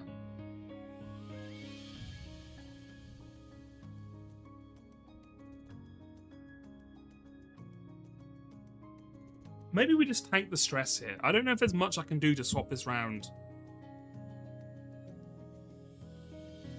It's a really awkward combination of colours we've got. How many blues do we have? 1, 1, 2, 2. Yeah, we're not really... You know what? Just take the stress, honestly. I'm a master gamer. I wouldn't go that far. Okay, so we need... Is it 66? I want 3 more empathy. You know what? Fuck it. We'll burn one medbay to get the 3 extra empathy, even though we're going to burn off the biology for no reason. Even with the med beds, the colony keeps a few medicines in stock. Mild painkillers and anti-inflammatories, vaccines, prophylactics for vitamin diseases, various drugs for anxiety and depression, anything that doesn't warrant tying up in a med bed. There's also a collection of pastes, powders, and tinctures from native species. Dr. Instance is showing you how to inventory and restock the medicine cabinet. She picks up a jar of tincture and regards it with distaste. "This is barbarism," she complains before handing it back to you to stock. "When the machines finally break and leave us with this, the colony will be in real trouble. Medicine used to be an art, not a science," she continues, her emphasis on the word art indicating her poor opinion of it. Ointments and oils peddled by salesmen to people too ignorant or desperate to know better, cutting people open with unwashed hands, drilling holes in their heads. Yes, and nobody needed their lifetimes of hands-on wisdom or applied experience or applied wisdom. Congruence chimes in from a nearby monitor with what must be sarcasm. Training in vert space and relying on medbeds is much more civilized. Instant scowls at the weight of 20 years of resentment. "I wasn't trained as a medical doctor," she reports. "Of course you were," Congruence cooed, patronizingly. "I trained you myself." Instance throws her hands up in the air and turns to you. "I already had 2 advanced degrees when we left Earth," she proclaims. "I was a published academic." You'll get in line, Instance, for God's sake. And so am I. And here I am fucking streaming a video game on my Sunday off. So, you know, be grateful. "If they wanted someone who could fix humans, they should have brought along a physician, not one trained after the fact." She scowls and starts restocking the medicine herself, shoving things wherever they fit. I'm a biologist, a researcher. My defining quality is that I get things done. Don't expect me to smile about it." Patients need to be comforted, Instance. Boom, +5 rebellion. +5 rebellion for telling you to maybe you should be nice to your patients. You think an important part of a doctor's job is to make them feel safe. It's scientific too. Stress and negativity have physical effects on people's ability to heal. Instance huffs and slams the door of the medicine cabinet.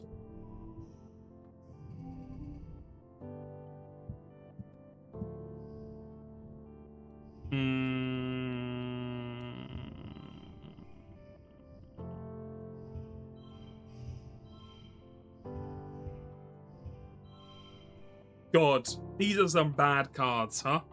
Oh my god.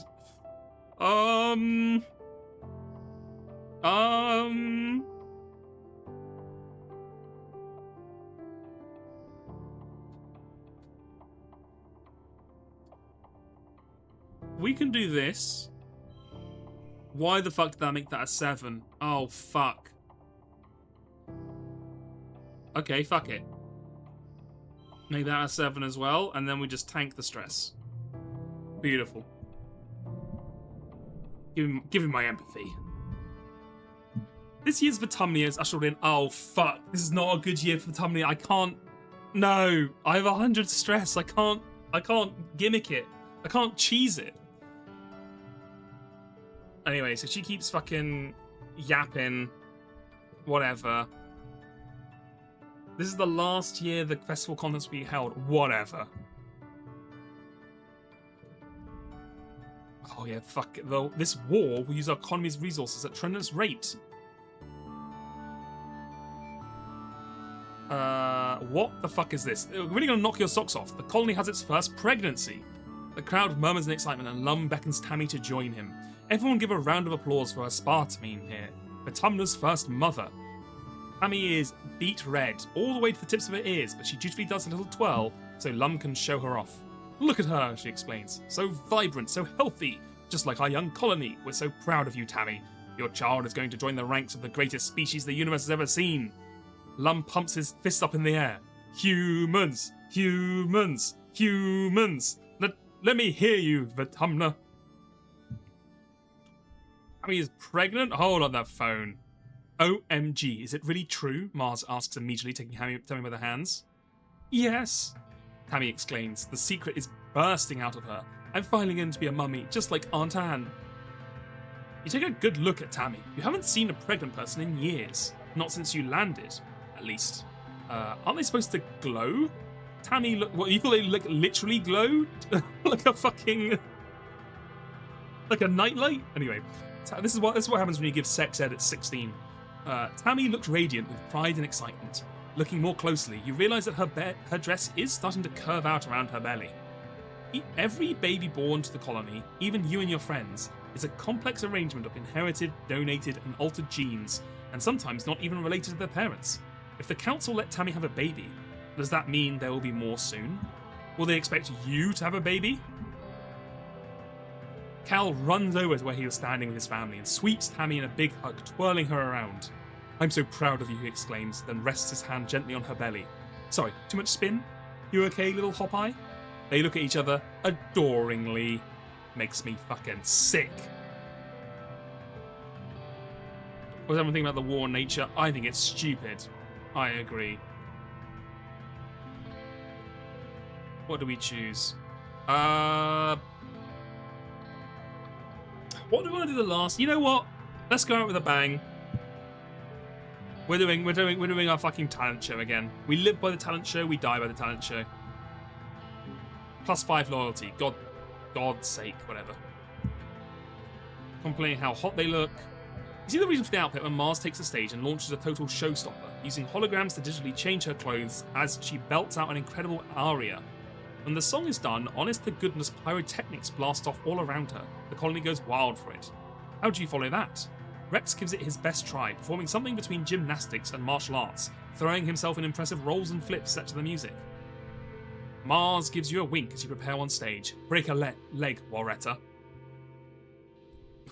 Reciting poetry is... Oh my god. It's not that it's bad, it's just so funny after, like, the first act is like... Boom! Huge dance act, pyrotechnics, hologram changing clothes, the works, the songs, the singing, the flash, the plaz, you know, the flash, the amazing razzmatazz. And then the next one's like martial arts, gymnastics, flurries, music, flexibility, timings, like all this kind of crazy stuff. And it's like, and now I will recite my poem. Vertumna, Vertumna, where art thou? Your skies are blue, and your trees are brown. Just like a complete vibe killer. Like, it's just the most... What the fuck are we doing here? 7? 7.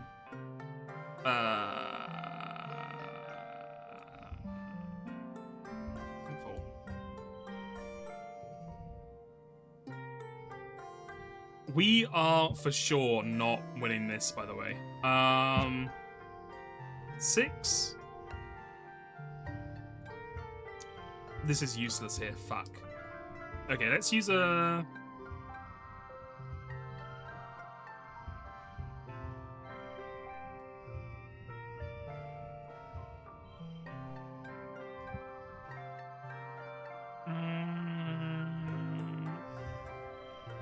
That only gives me a 23. Okay.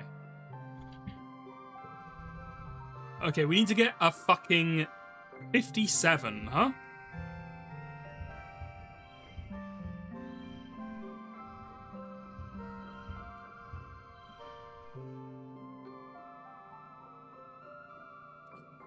Tammy is pregnant. With Cal, I just can't. Rex is a dummy. Am I the only one who's funny? This colony sucks. Time to get alien fucks. Thank you, thank you. I don't think we can even get enough points here. Yeah,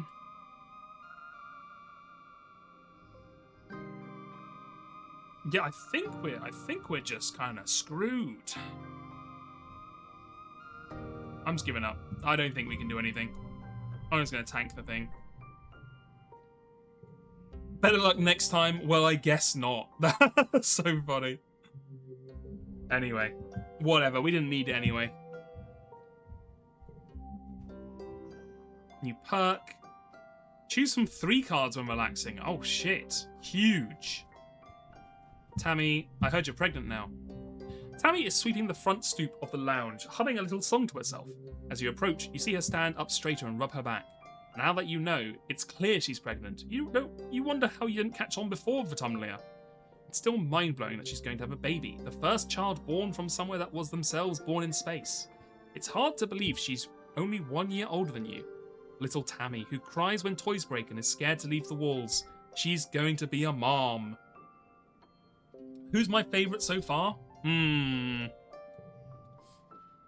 Oh, let me think. Who, like... It's an interesting question, because it would be like, who, if I was a character in this world, who would I like to hang out with the most? It would probably be Cal. I feel like Cal's pretty chill. He's like a nice guy. He's pretty friendly. Like he's a bit too extreme on like the no violence, no fighting, like we should let the aliens kill us because we came to their planet, we shouldn't fight back, just let them kill you, Lamau. But apart from that, he's a pretty chill guy. If we're talking about who do I like the most as like just a general character,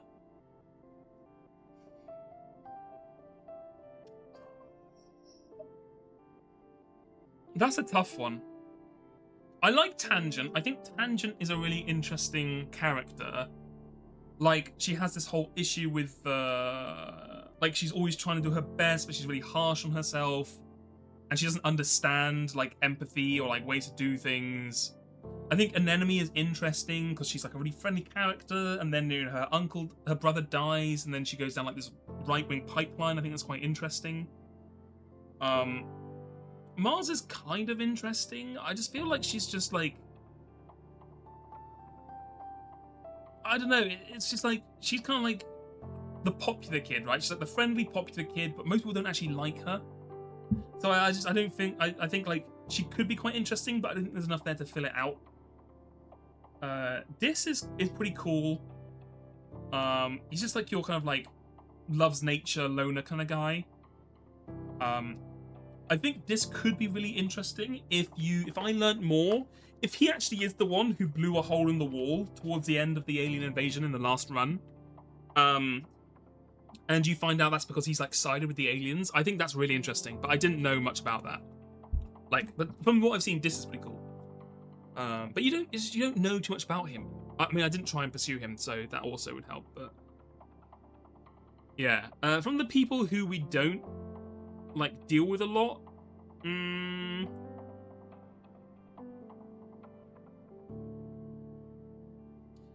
I don't know, I think our dad is quite interesting. Like, the problem with our mum is she's very, like, the strict, stoic type, so you don't really ever see any other side of her. She's like, oh, she loves her kids, but she's, like, harsh and strict, and she's, all this kind of stuff. Whereas I think the dad has a bit more complexity to him. Like, he can be strict sometimes, or, like, harsher, but also he's very soft on a lot of things, and he always has this, like, conflicts between, like, where he lies on certain ideas and like, things. Everyone else is kind of alright. Like, I don't really, they're fine. You don't really know enough about them to really care. Who'd I smooch? Okay, well, the problem is, if it wasn't for... Okay. If they didn't go down the alt-right pipeline, it would be an enemy for sure. Unfortunately, she is like a fucking... By the end of this run, she is basically a, the new space-age Hitler Youth. So that's really not gonna fit. And then it would probably be Tangent. But Tangent also, like... I just feel like she doesn't want to deal with people. So, like, it's kind of hard to just, like... I don't think you'd have a very good relationship with her. I think it'd be, it'd be fun. And then afterwards, she would be like... I think Umbreen told me this is actually what happens. Like, after a couple of years, she's like, let's just break up, because I want to do stuff with my life. I don't want to be in a relationship. Okay, sure. After that, it'd probably be Tammy. And then, yeah. I don't know. You look beautiful. Thank you, Aretta. You're so sweet. She does seem more centered and confident than you've ever known her to be. It radiates off her like a warm, glowing sun. When Lum had her up on stage, embarrassed in front of the whole colony, you kept thinking, wow, Tammy really is a grown-up now. I thought long or hard about it and talked to Auntie Anne and Dr. Instance, she says. I've always known I wanted children. She giggles and thought. Lots of them. So why not get started right now? Auntie Anne and I are going to help run the new creche, so I'll have plenty of help raising them, the same way I was raised, she says. I might not be the strongest or the smartest person in the colony, but I'm going to be the best mom. I know I can do this. Do you want kids, Loretta? Can you imagine saying the world is too dangerous for babies? Right to the woman who's who's pregnant with a child? Fucking... I actually think it's ethically wrong to bring babies to this world, because they'll just be killed by aliens. Didn't think about that, Tammy, did you? You monster. Me, I'm gonna say... This is kind of fucked up, because, like, I would probably say I'm too young, but I'm not gonna say we're too young. I'm not gonna make a call on... I'm not gonna go around this woman who's decided to be pregnant and be like, we're too young for this, what are you doing? So I guess I have to go, no, never ever. That's okay, Tammy laughs. It's not for everyone. I'm sure you'll make a wonderful explorer or engineer or whatever loser job you want to do by yourself, single-ass bitch. Or whatever you want to set your mind to. I'm going home to my boyfriend. Tammy gets back to sweeping the stoop, adding little snippets of lyrics to her made-up song. Well, you know what? I'm glad Tammy's doing alright. Now, what the hell are we doing next? Give me another plant. I think I'm going to go back up here.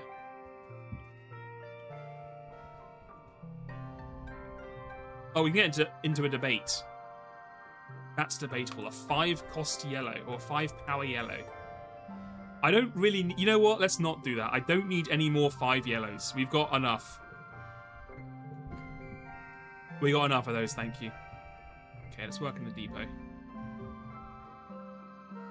OMG, Mars enunciates, drawing your attention from stocking the shelves. Did you see the new requisition come in? It's from Rex. I wonder what he wants, she says, scrolling through it. Ugh, he's so hot. I hope it's something for me. He knows I like gifts, right? You pull up the requisition onto your own holopalm, and it's a mess. Rex has no idea how to fill these things out. At the bottom, under additional comments, he's written, Lamal, sorry, I don't know if I did this right. Help! You and Mars exchange looks. If you want an excuse to spend some one-on-one time with Rex, you'll have to fight her for it.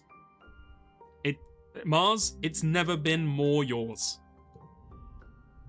Rex stops by for some hands-on training with Mars. on how to properly fill in a requisition. He cracks a joke about how she has to go slow because he's never done it before, and Mars laughs so loud you're sure Seek is going to storm in here and bust them for wasting time.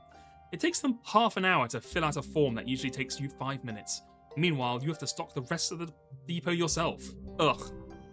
Honestly, worth it. I'd much rather do that. Give me this. Give me this. Give me this. Then...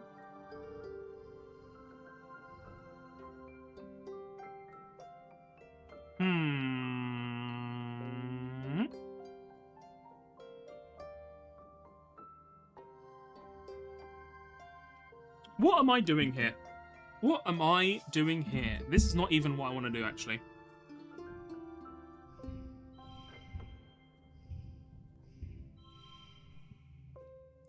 Oh, this has a gem on it. Fuck. Okay. Hold on.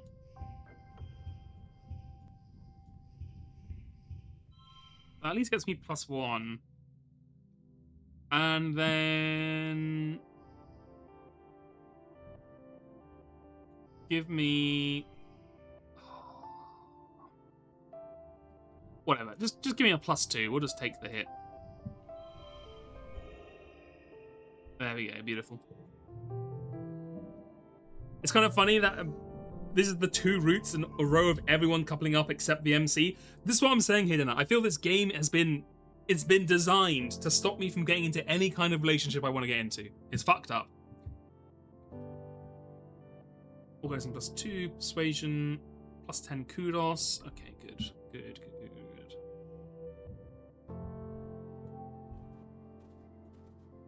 Okay. Let me go to the spa real quick. Get rid of some more stuff. What do we want to cut now? I mean, I guess another one of these, right? Like, who wants this? Not me. Get rid of it.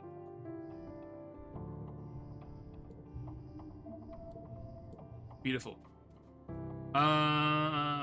Let's do some tutor children. 3 reasoning +1 empathy. Sounds good. You're reading some Earth novels with the kids when you come across the idiom, those who can't teach. Huh. Earth had some weird ideas about teaching. You can't imagine saying that to one of your teachers. With such a small population, sharing knowledge is one of the most honourable things you can do in the colony. Alright, nerd.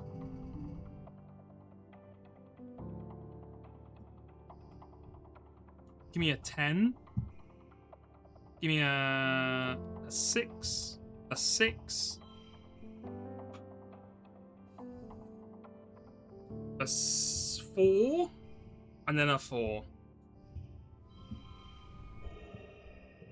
Beautiful. Okay, 4 reasoning, +1 empathy. Beautiful. We are speed running this run, by the way. When you don't go exploring, it goes so much faster. You got anything to say, Mum? Organizing 80. We're at 77. We're actually really close to getting organizing +80. That is an awful card, but sure. Do you want animals 40? We're close to that as well, actually. Can we do animals and organizing? Animals and empathy. Yeah, sure. We'll do one of these. Then we'll do an organizing one somewhere else. You're destined to be the omnipotent space god, so not being in a romantic relationship makes sense. Yeah, that's what I keep telling myself. That's what I tell myself in real life as well, Hayden. That's why I'm still single, for sure. In your first run, you had 1 point to go to romance an enemy and had to watch you get together with Vase. You did beat his ass, though. That is what happened to me in my first run. I was like, oh, an enemy.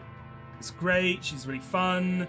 I go like romance her, and I was like really close. She was a secret admirer. It was going great, and then literally this guy turns out of nowhere, and she's like, I'm with this guy now. Like literally, like I swear to God, it had been like a quarter of a year, or maybe less than a year, and then I go to the fucking the social dance thing. I dance with her, and then she's literally like, okay, now I'm gonna go dance with Vance, and then just fucking dry humps him on the fucking floor.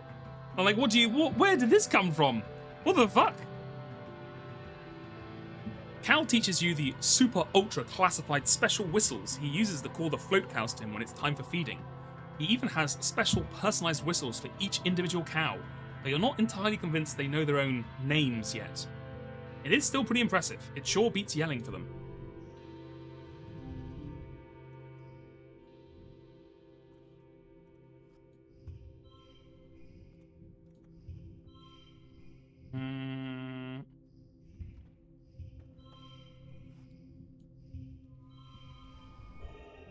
You know what? We'll take it.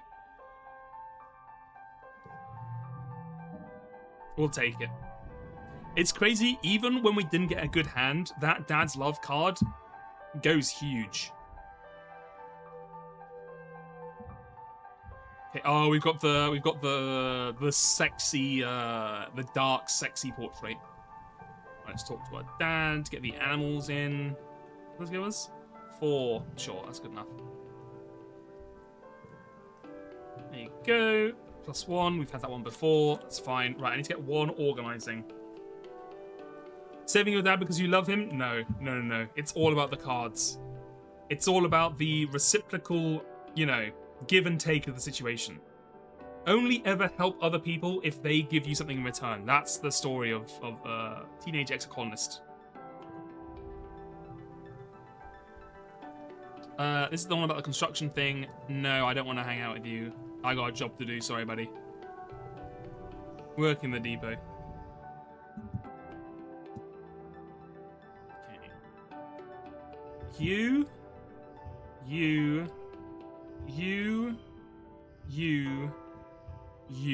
It's crazy this doesn't get you a full hand. It's insane this is not good enough. What do you mean?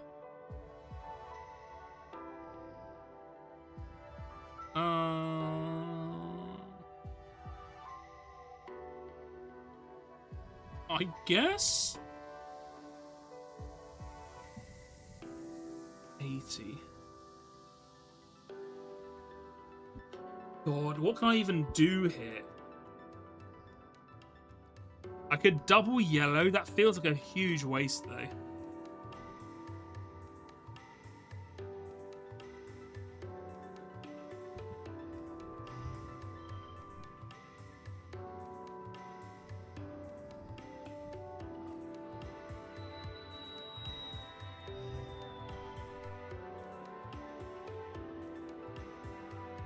Oh, I got no idea.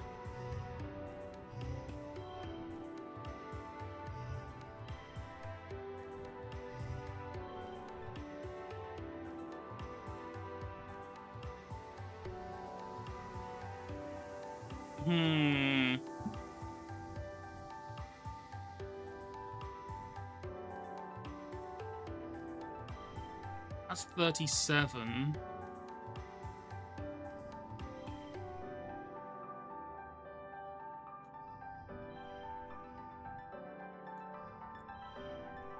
Okay, you know what? Good enough. Push through. We are burning so many fucking collectibles. The word of a man who threw away his sharing his caring card and meant it. That's true. That's damn true. Okay, well. Let's go talk to our mama. Tell her what we've learned today. You tell her about the bedbug infestation you've been helping Mars with. On the down low, because Mars doesn't want anyone to know she has bugs. On Vertumna, bedbugs are as large as your toe and can burp acid. It sucks. That is awful.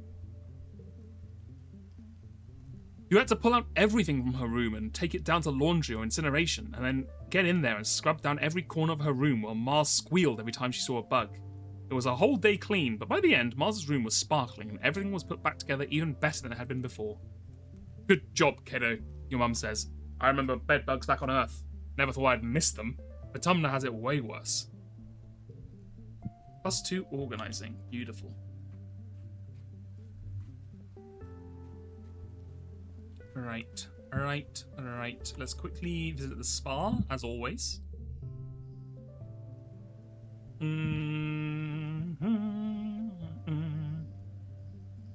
Right. What have we got that we can get rid of? I don't want to get rid of too many gem stuff. +1 for each gem on other cards. +1 for each unplayed card. 4 keep between rounds.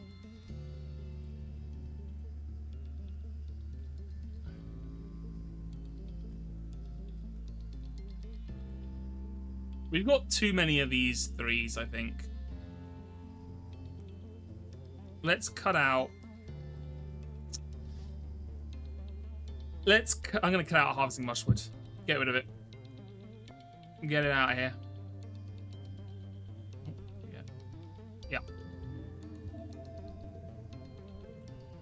Okay, beautiful. And then let's relax in the geoponics garden. See what's going on over there.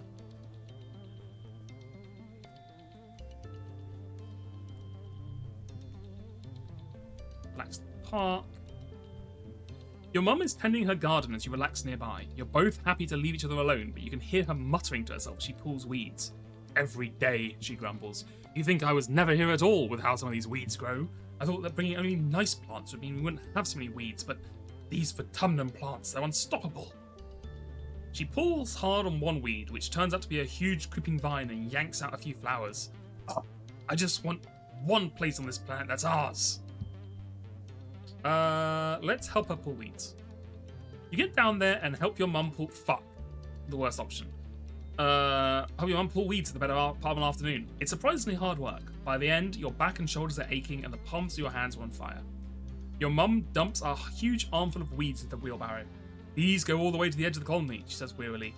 Whatever plants these roots belong to, they're invading my garden. She turns towards the walls and yells, "You stupid pink bastards! Stay out there where you belong!" Oh god. Our mum says, my mum says, build the wall.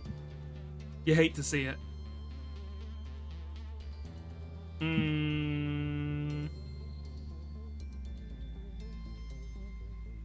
Do I want the Push Bubs dance? I don't think I do. We don't have many red cards. Get rid of it.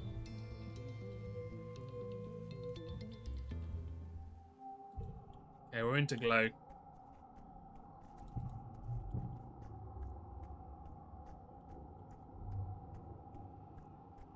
Now, what do we want to do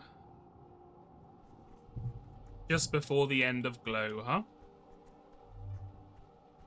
I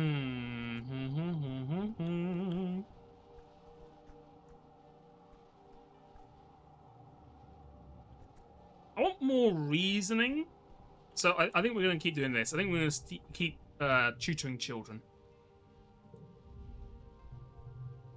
Teaching nougat. Yeah, I remember that from before. Learning about Earth. Telling a gentle tale. We're telling her the sad truth. Life sucks. You are hungry and poor. Chick's bewildered. Yeah, we've had that one before. Yeah. Our rebellion is fucking 20. Jesus. We can't help it. We literally cannot be bad boys and girls.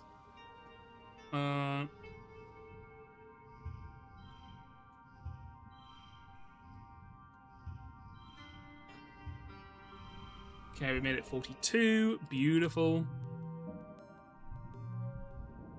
5 reasoning. Huge. 1 empathy.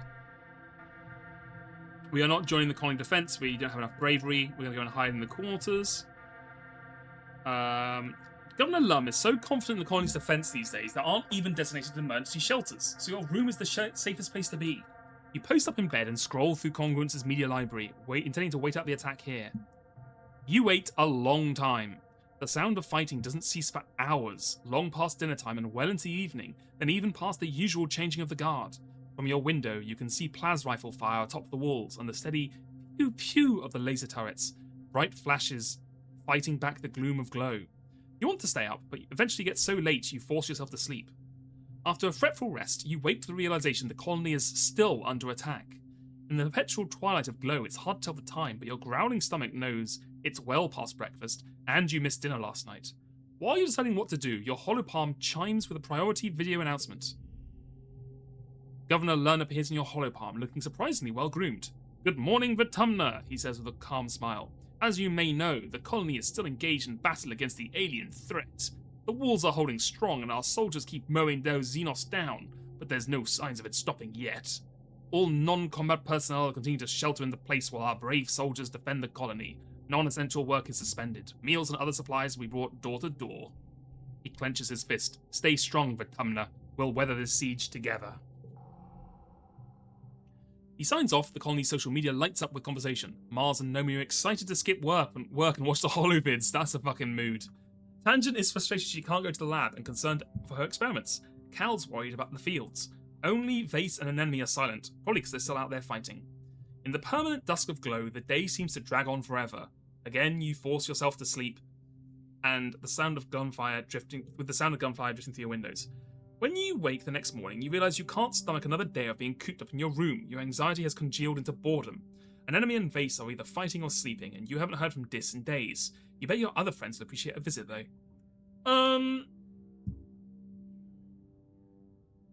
Let's go and visit Mars and Tang. I'm not going to intrude on Tammy and Cal. You meet Tangent and Mars in the lounge. It's nearly empty except for the sound of Aunt Anne in the kitchens cooking batch meals for delivery from everyone's rooms. I can't believe they're keeping us here, Tangent complains, pacing the floor. I know, it's so boring, Mars added. I've already watched everything twice. I simply cannot sit in my room alone for one more minute. Tang stops pacing. Well, I meant I really have an experiment that shouldn't be left unsupervised, she says. But I suppose your thing is important as well. She sighs and crosses her arms. Dr. Instance won't let me anywhere near the labs. I have to stay with the kids. Mars stands and holds her hand to Tang. Come on, she says. Let's go back to my room. I'll help you keep your mind off it. She gives you a pointed look. You're not invited, apparently. Everyone fucking hates me. Everyone hates me in this fucking entire place. I know how Dis feels. I burn this place down, honestly. Fuck them all. 4 more days pass. You and your friends remain trapped indoors, forced to listen to the constant sounds of laser fire and rattling turrets from all around the colony. The Xenos never manage to breach the walls, but they keep coming. Exhausted guards cycle on and off the walls in shifts, dead-eyes and listless. You catch a glimpse of an enemy mechanically shoveling soy porridge into her mouth before seemingly to fall asleep sitting up. Finally, after the 6th day of siege, you hear a curious sound. Silence. You run out into the colony square to see the soldiers returning from their posts. It's over. Your hollow palm lights up with a priority announcement from Governor Lum. The alien attackers have been defeated, he says. The siege has ended. Lum smiles broadly and puffs out his chest. Another year, another win. You're welcome, Vertumna. You're welcome, humanity. You're welcome, you hear and see Chief Rhett nearby looking livid. What did he do? He rants to security officers. Race out there like an idiot with his honor guard? Defend strategically unsound positions? Put himself in danger so we have to save his overstuffed ass? The soldiers all shift uncomfortably, but no one disagrees. When I actually needed him, Rhett continued, taking his 12-hour beauty rest while the rest of us slog through endless shifts. The soldiers are exhausted from the siege, so the crowd in the square disperses quickly. Only a few Helios remain, covertly filming Rhett while he continues to rail against Lum. On the horizon, the first rays of quiet streak the sky with lavender. You watch Utopia Reclamation crew head out through the gates to begin vaporizing xenocorpses for their component molecules. That night, you have terrible dreams. You had that one before. It was just a dream. We were an alien, Lamau. Okay, and we're back. We're back. Age 18. How time flies. Got a sturdy mushwood log.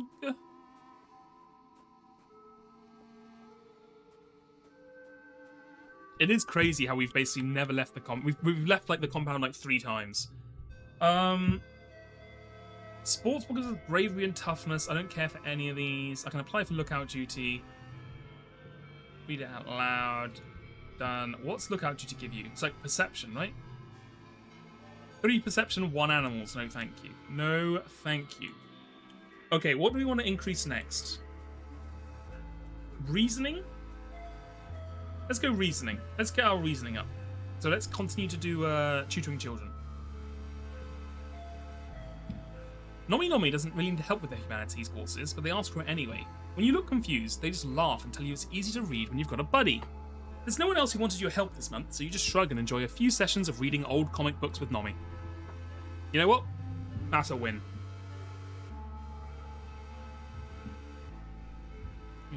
Pest control. Skill like that. Like this. Like this.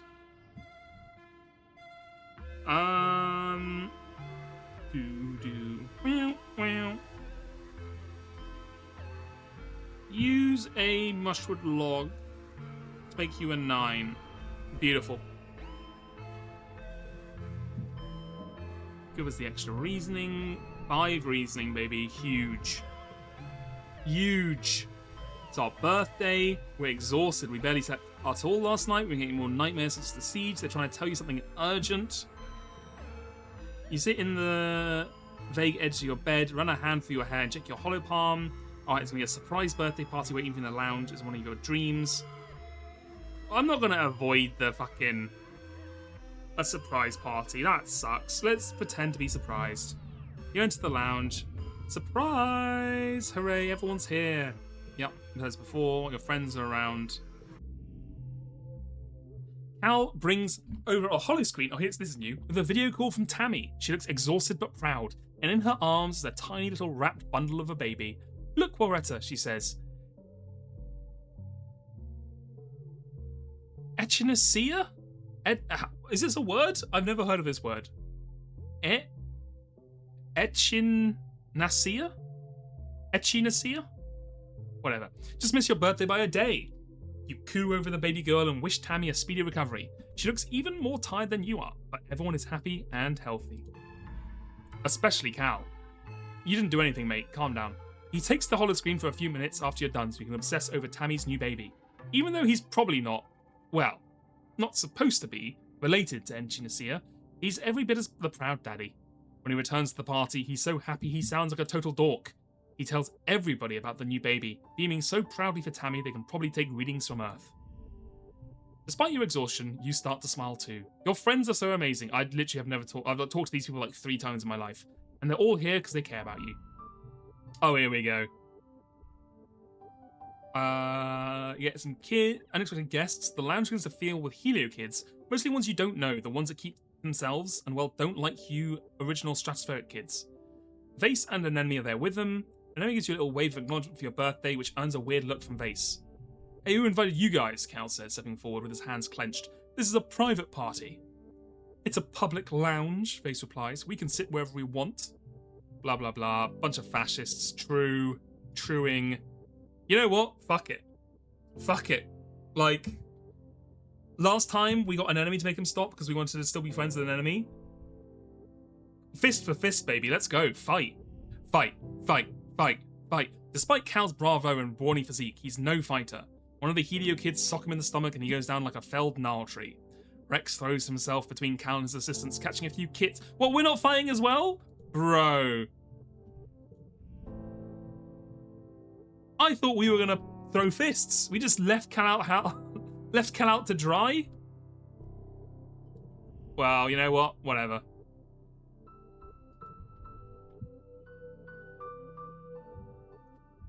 Plan, secretly get Cal killed into stage 2, baby.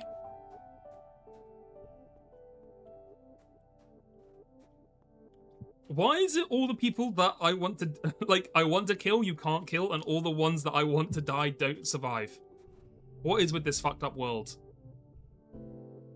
Happy birthday, Waretta. Oh, she got us a birthday cake. She made us this. She watches you eat the cake with a look of delighted satisfaction. You can share it if you want, she hints, smiling sweetly. If that would make you happy. You know what, Tammy? If you don't have your own cake, let me share mine with you. Oh, you've made your own. Oh, what a surprise. What a crazy surprise. Nomi, how you doing? Oh yeah, this is about the cartoon thing. We like cartoons. And then I love Turbo Girl Hyperjet Transform. And then I haven't seen the first season. What kind of okay, because I remember this time when we did this conversation before, it went to us making a comic book together, but I didn't have the creativity to make it good. So now I think we can probably actually do it. So what kind of aircraft would you be? Yeah, we did that before. Can I talk to her again? Is she gonna do it? No, okay. I assume that'll be later. Sure.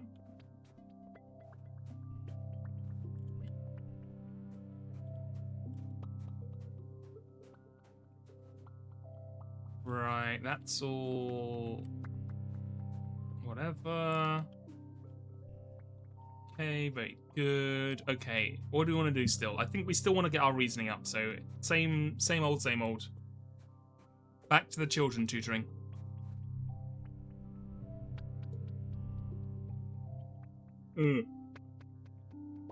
Nomi needs help studying for their physics class. They have this idea they want to be an engineer when they grow up because they like robots and holograms, but they're having trouble actually learning engineering. Nomi pulls up practice tests on their holopalm. The Earth textbooks are full of this kind of dull, rote learning, useful for only finding gaps in your knowledge. For Nomi, though, that gap seems to be everything. I want to code a chatbot. How do we get there? Let's take a look at this test. 20% below. Can we get them to crunch? Yes, we can. We've done this one before, which is why I'm not reading it all out. Get to work. God damn it. You know what? We're getting +5 to all blue flushes. We drew only yellows. Redraw the damn hand. Are you fucking kidding me? Oh my god. Okay, well, it's slightly better, at least, I guess.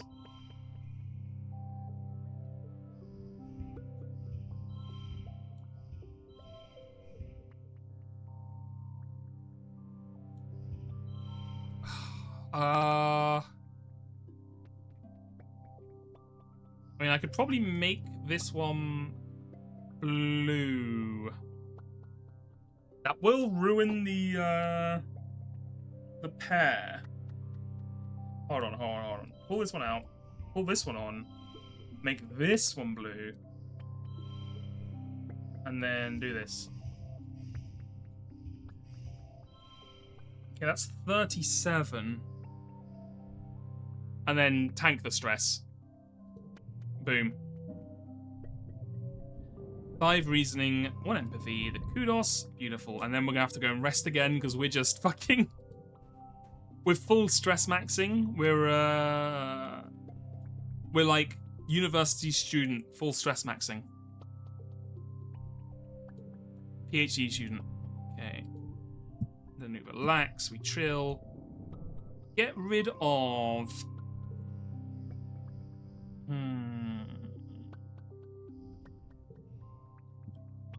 Get rid of Antecedent's love. Sorry, Auntie. Your love is gone. I don't remember your face. What's going on here? It's a beautiful day and you spot Tammy outside enjoying the sun. Her daughter, Enchanacia, is asleep in her arms, her tiny fists curled up beside her face. Tammy looks up at you with a tired smile. She's finally asleep, she says. I think she gets bored of being cooped up inside. Wanting to be a mother, Tammy gazes at the horizon. It's one thing, maybe the only thing I've ever been really sure of. She looks down at oh my god, this is the worst name yet. Is this even a word? I've never heard. Can you hope and give your child a nickname so we don't have to keep fucking calling her this? Can you call her Chin? She looks down at Chin and strokes a gentle fingertip over her chubby brown cheek. The funny thing is, Tammy muses, I know I should feel scared, but I don't. I've been scared my whole life, she laughs quietly to herself. When I think about being a mother, I feel calm, like I can be brave, like I can do anything, as long as it's for my baby. Even when I was younger and took care of children in the old creche, if they were cried or were scared, that was the only time I wasn't afraid. She shakes her head. Isn't that funny? You got a long way to go. You think you're brave? Let me see you out there on the front lines, Tammy. You don't know what brave is. No, animal parents are fierce protectors too. Why did I say that? Like, I was just about to click this because I had the check, but why would you say this in this situation? Let me just tell her she's stronger than she thinks. Maybe, is this what it feels like to have a purpose, Tammy wonders? I was almost tricked by video game mechanics to just click the button that had the icon on it.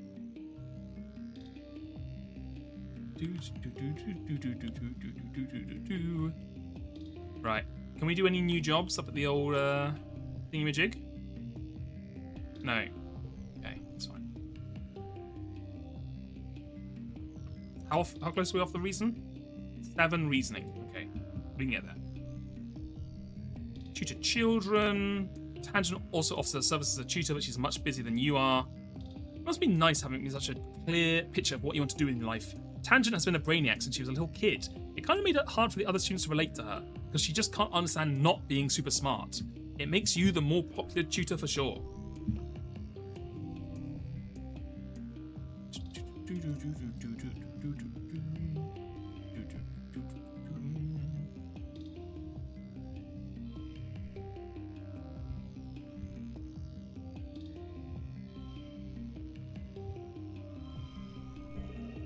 Damn, this card is so powerful, man.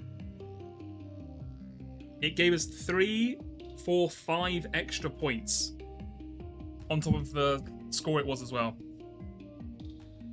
If I do this, yeah, it's actually bigger, huh? Huge. Huge.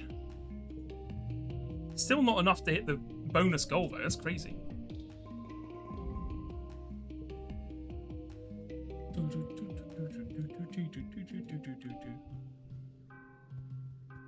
Oh, I like this little kind of steel drum thing they got going on with the music. Has this always been here and I've just never noticed it before?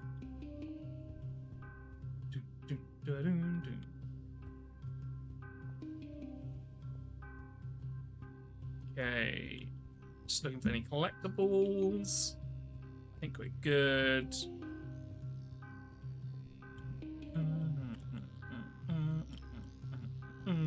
Yeah, so I've been thinking about it. I think we're going to die horribly at the end, by the way. Do we need to get 100% reasoning, I think, to survive? Which I don't think we're going to get in time. I think we're going to be eaten alive viciously by a monster. So just everyone mentally prepare yourselves for that. And we'll just see how it goes. Is the spa real quick? Let me get rid of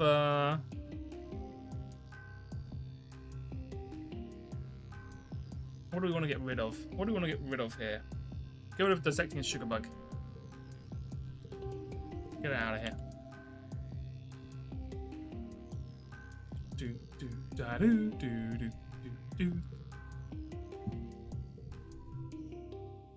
Oh. Yeah, so once this run's done, I gotta work out what we're doing next well, this will probably take more than one, we'll probably finish this next Sunday. Then we've got to work out what to play next.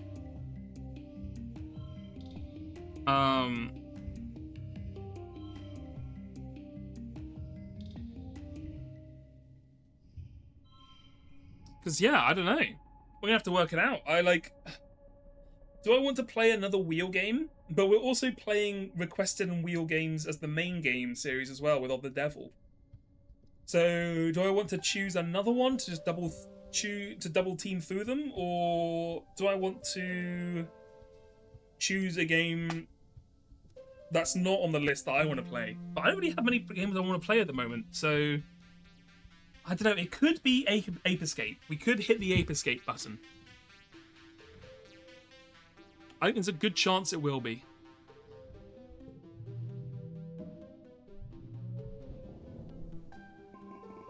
Yeah, Ape Escape would be fun. We're doing a lot of visual novel, or not visual novel, but a lot of dialogue heavy games recently. Oh, nice. Well, the autoplay fairy, beautiful. It'd be nice to do like a fun gameplay game that doesn't involve me having to talk for 4 hours in a row. Well, I'll still be talking, but I won't be reading off a script.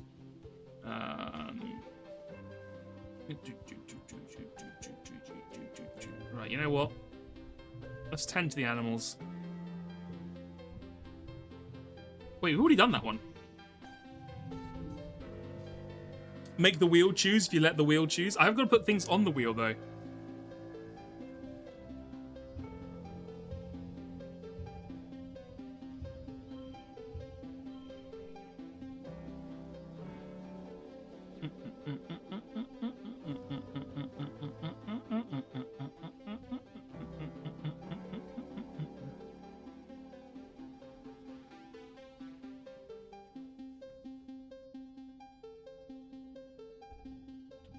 You know what? Fucking hit the stress. I'm just burning stress all the way through at the moment. Animals, empathy, late pollen. You know what? I think this will be a good time to call it now, and then we'll get a good chunk to get through next week, and I think we'll be done. I think we'll finish next week. We'll have done 2 runs.